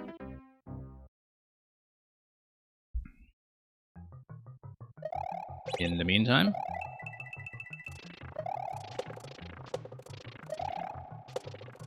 let's wrap around here.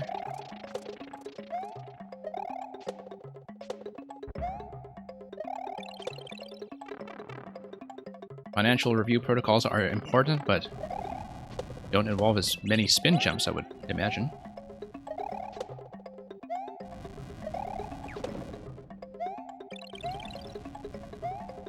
Really love that P landing every time I do it.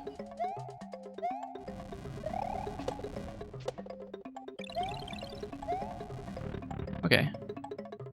Pretty decent error margin here. Okay, so this is just 4YMM. We had no mushroom and indeed no reason to hit that muncher, so not much time pressure there. We just need to... Oh, I see. So look at this spot to the left here. I think ultimately if we actually do grab what I thought was maybe a clown car, then we have a lot of different scroll breaks we can play around with. This is the segment I wanted. Yeah, I wanted to follow that thwomp.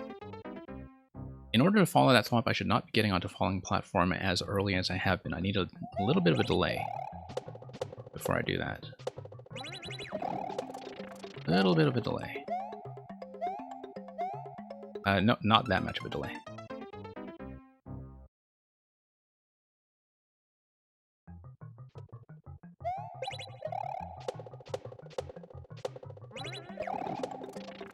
And yeah, your pun is well taken about the dollar play. No, I want a full jump there. Possibly I actually want a full jump back to the P blocks. And then I follow the thwomp from there. I think that's probably a better and safer method, once I remember to spin jump my way back up.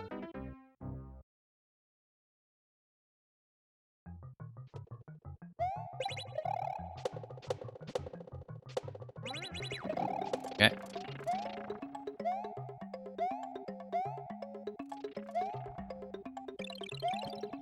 Did the thwomp despawn? Okay, no, it's actually just a door.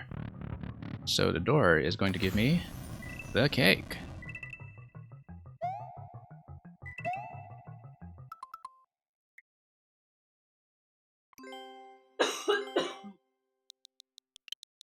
Too bad. Yoshi.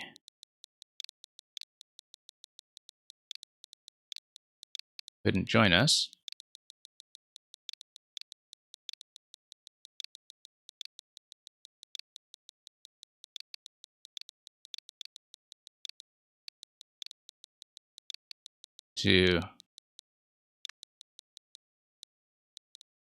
Or, I mean, I guess Yoshi would just swallow the whole thing at once. Swallowing.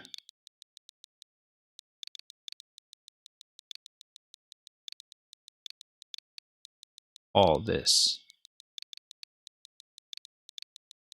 Cake.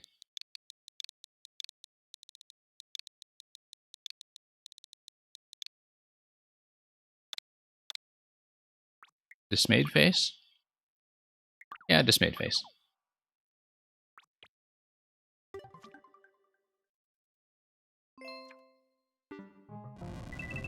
Now, I think this is just a coin outlet. Okay. The 10 coin looked safe, though. Oh, I think we missed something. Hang on. Back up here. You see Yoshi, and you see Fire Flowers. Oh, this wraps me back around. Okay. Hang on just a second. Let's take a look here again. Looks like there is some kind of secret path here. Yoshi. Saw Blade. Snake Block. Snake Block might give me Yoshi, actually. Okay, I spoke too soon. Maybe Yoshi totally does join you for all the cake.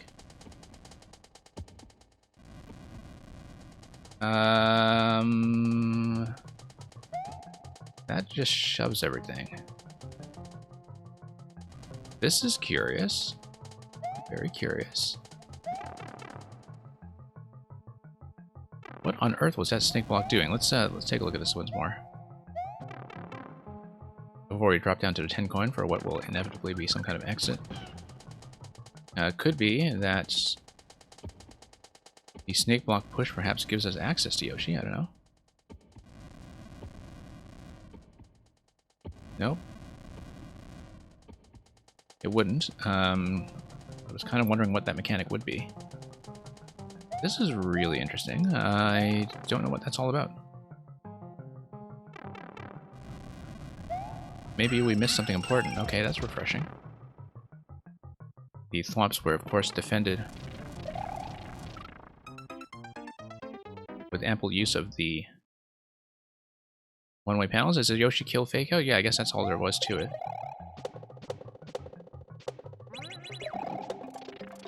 Oh, whoops. I mean, we did get clear already, so I could tap out, but you know, let's finish this up properly. Gracefully. After putting in all that time to practice all this content. Yeah. I guess some of the Yoshi-related secrets were slightly obtuse, but hey, we got to ride Yoshi, so that is its own reward. Whoops. Bumped my head there, that's going to be trouble. Yeah.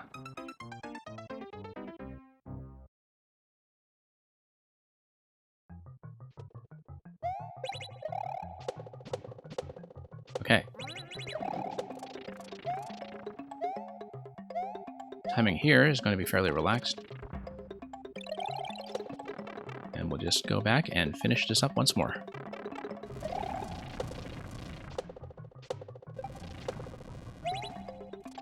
I've had plenty of practice on all this segment up to the end already. No excuses at this point.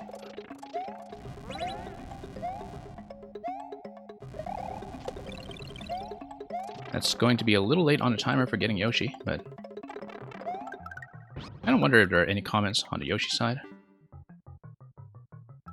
Oh, look at that. That's totally Mang, isn't it? Is that you? Looks like your kind of thing. That is one amazing drawing, though. Not going to compete with that.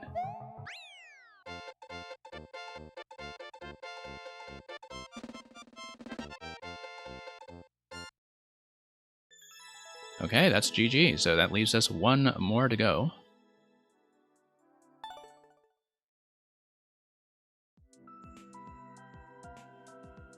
And it's going to be the one that we've been hyping up for some time. One of the great boss rushes that has been made for Mario Maker. I had seen an earlier version, but not the final one. So let's take a look at Mortal Koopas. Ludwig, Morton, Larry, Wendy, Lemmy, Iggy, Roy. In case anybody is new to this and still has them mixed up from not having played enough SMBs 3 and Super Mario World, test your might. So the description reads, we got a guy with things coming out of his hands.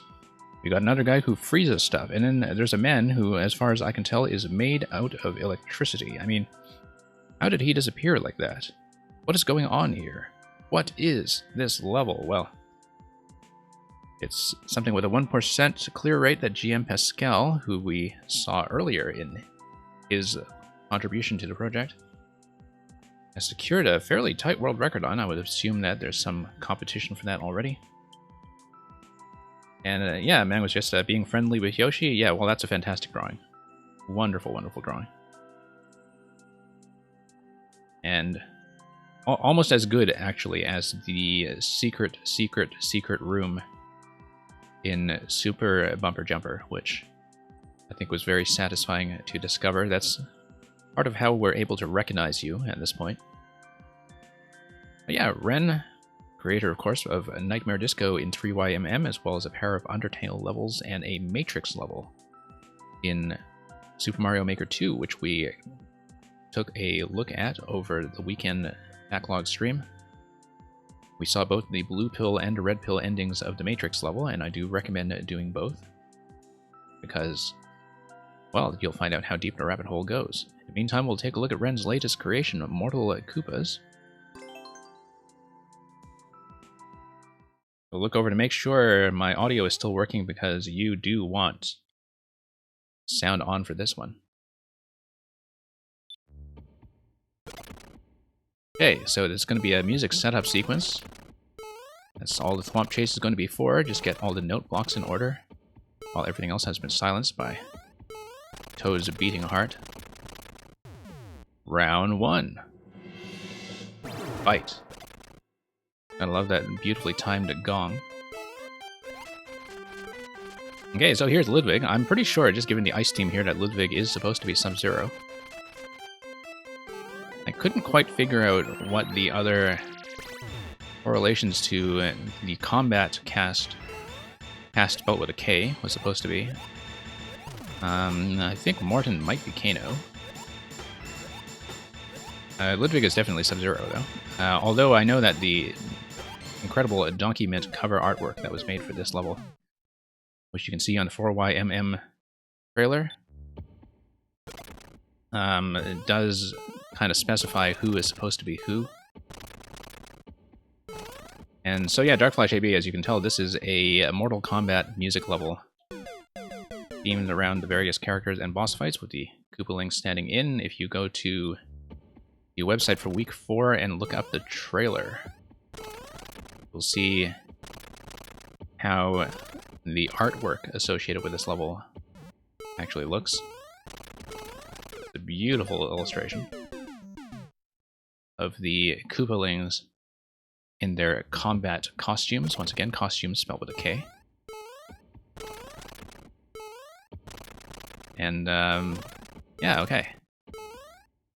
The sort of Ren Thwomp setup sequence is something that's quite familiar to us by now. That was also a very similar setup technique that was used in the Matrix stage. So yeah, fairly simple pattern on Sub-Zero here. We just bop him 3 times. Probably the most manageable Ludwig has ever been. Okay, Morton is just going to be survival timer, Thwomp dodging. Sorry, fire dodging, rather. Dodging the stomp is kind of important too, but not that critical when you're bouncing on wigglers rather than ground. Whoops. Got thrown off a little bit there by the Wiggler kill. I thought I had a bit more room on that bounce.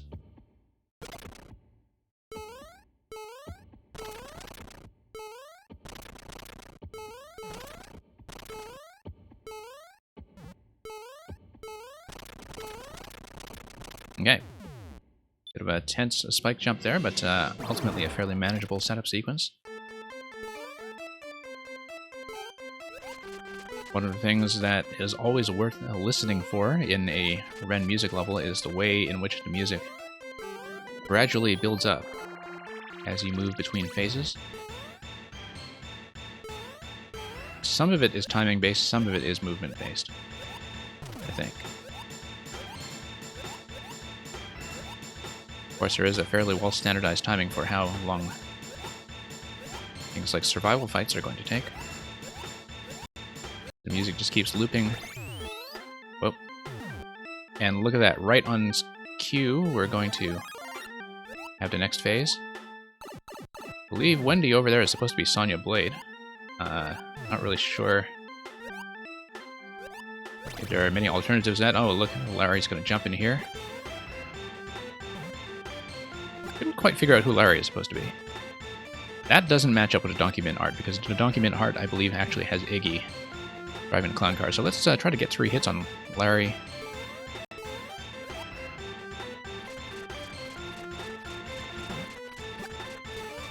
I mean, maybe it's supposed to be Raiden or somebody if we pretend that he's throwing hats at us. But in the meantime, we'll just do this duo fight. And, oh, okay, got a bit trapped in the corner.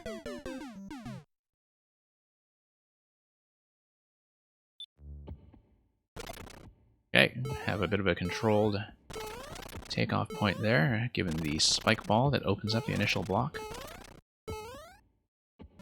Going to just run through the setup once more. Back to round 1.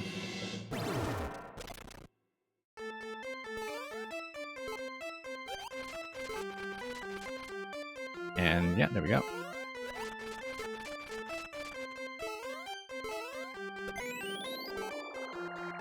Going to bop that fairly efficiently. Let's get back in the thick of this guy.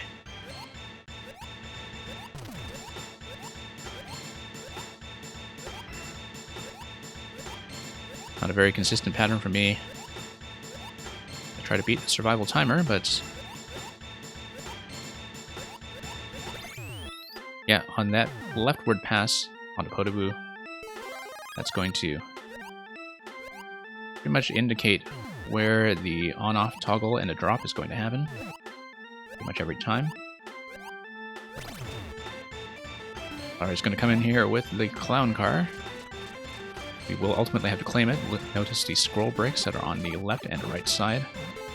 This is, of course, an auto-scroll level going to the right, and so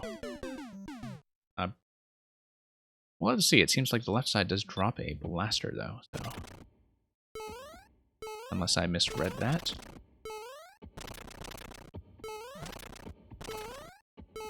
And there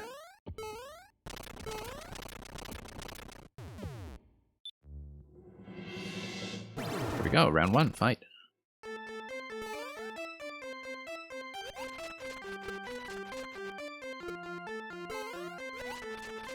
And yep, that's going to be pretty straightforward.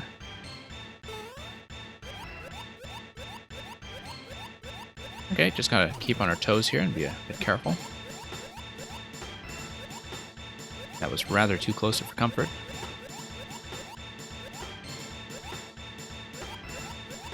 Nope, I was trying to get a high bounce there and I just missed.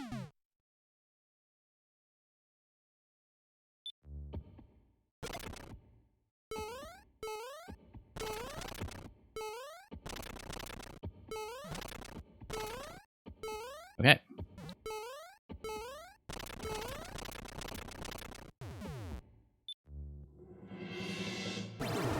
Round 1, yet again.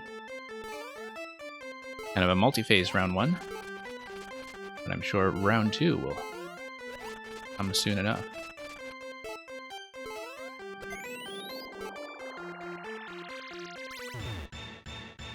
Now, I have to admit, I've actually not played a Mortal Kombat since Mortal Kombat 3 back in the arcade. So I have no idea what has happened with any of the overly complicated tournament lore or continuity that has happened since. Apart from the fact that it seems to have received a lot of crossover characters, like I know the Terminator is in there nowadays, and a whole bunch of other film characters and comic book characters, like Spawn and so on, are back in Mortal Kombat. This one, I think, adheres fairly closely to arcade recognizable material. So yeah, one of the most interesting Mortal Kombat tributes we've seen since Pong Combat. Now, if you weren't playing on PC in the 90s, you might not know about the many variants of Pong Combat. I do recommend looking that up. That was really kind of a big freeware hit back in the day. Blaster is going to be placed on top of a semi-solid, so okay, nothing from that side. But we'll have a scroll break on this side. It should be possible to get a clown card through a 2-tile gap, but I'm not going to try it because I'll be crushed by the auto-scroll. It should be possible. I've seen it done before because I did have a Mario Maker 1 thing that tried to use 2 tiles as a clown card gate that never quite worked 100% of the time. But here's a round 2 with a checkpoint, and here we are. So, looks like we have another track going here, do we?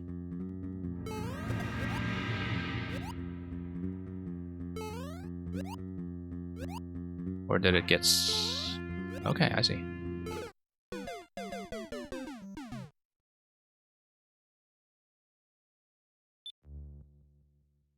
Okay, all the music is going to come in. It seems like we were kind of initially silenced here, but we'll see how things developed.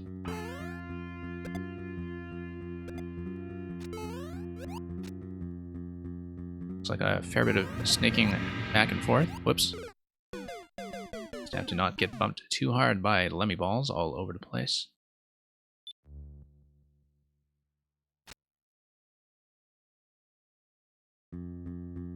What do we got in the meantime?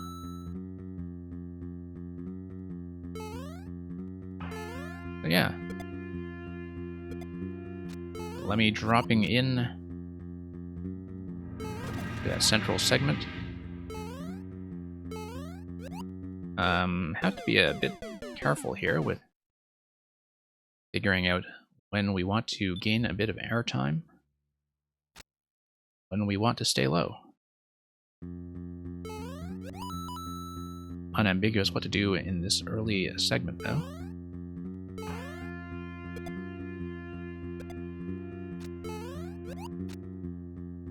Okay. No, a bit late off that corner. I really do need to gain as much aerial time as I can before the snake block, or rather the hard blocks on the track, wrap around.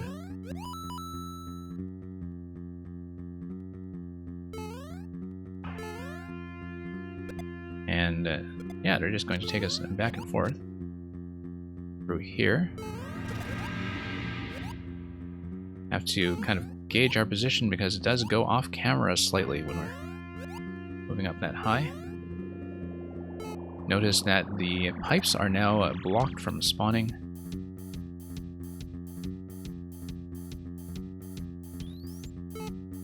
Let's get past the icicles carefully.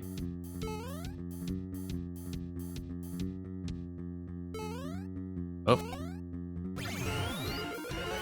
Okay, and the music's going to kick off here.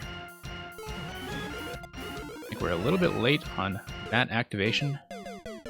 Wasn't quite sure what was about to happen, but then, yeah, if I just scrolled up quickly to hit that block, take the second vine over to the right side, that should bring me over pretty cleanly. Yeah, a little bit of tension here before the music really kicks off in earnest. Second phase.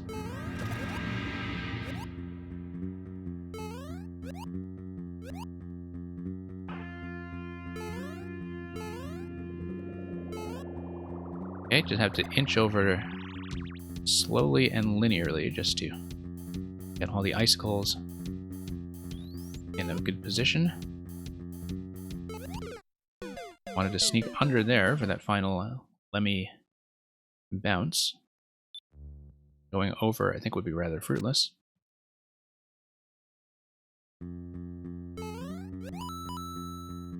And in the meantime, let's drop it down.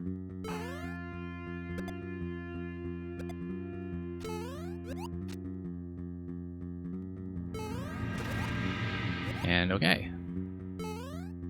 Here we are once again.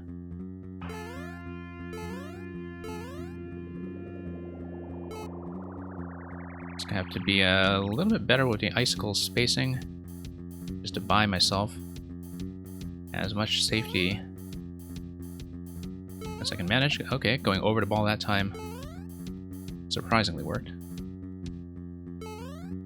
Activate the swamp. Here goes the music. And yeah. Well, gonna be a bit of a tight timing here.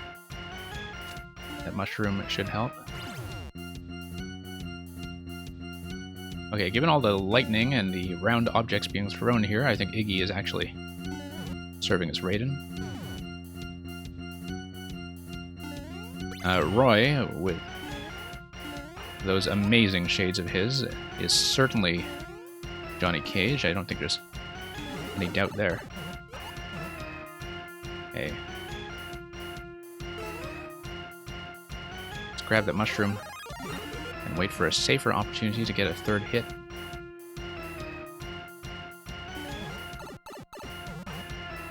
Okay. One way to cheese it. I don't know if there will be an additional mushroom that comes down. I feel like I want to wait a second just to see. No, let's just go.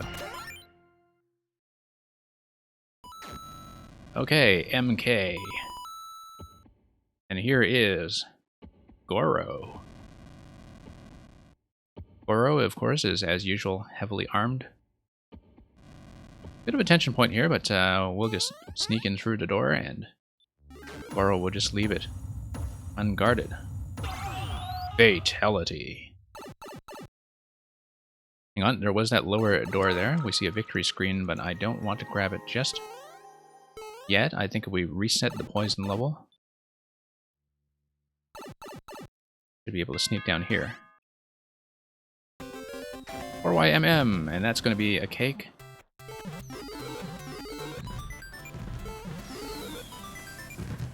And nice.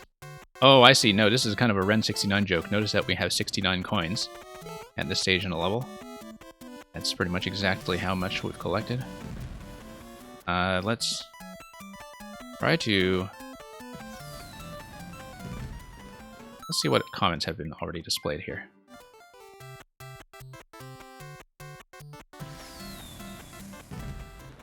Alright. Naturally. Gotta add another. Nice. Wink.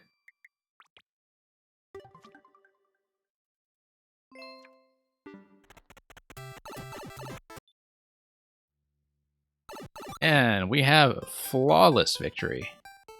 I don't know, I would say there were a couple of flaws in there. But we made it.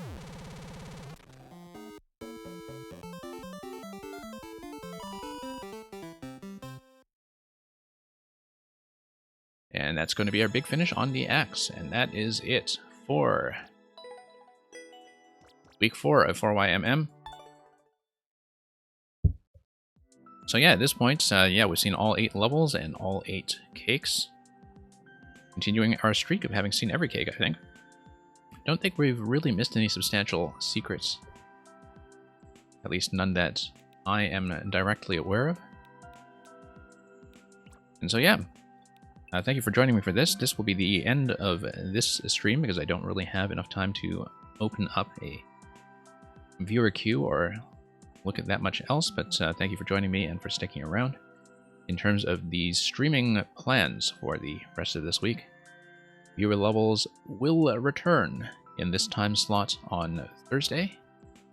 And in the meantime, I will be squeezing in as much Paper Mario as I can. I am past the second major zone of the game now, having released the Blue Streamer. For those of you who knew, or those of you who know what that means. So whether you've been playing or not, feel free to drop by and take a peek and say hello. But other than that, the main event being Super Mario Maker 2 will hopefully, if things go as planned, return in this time slot on Thursday afternoon in NA, evening in EU. So until then, thanks for watching. I'm going to scan around to see if there is anybody who might be receptive to a raid, and you can send some good wishes and possibly some good levels their way. In the meantime, thank you for joining me once again, and have a good evening.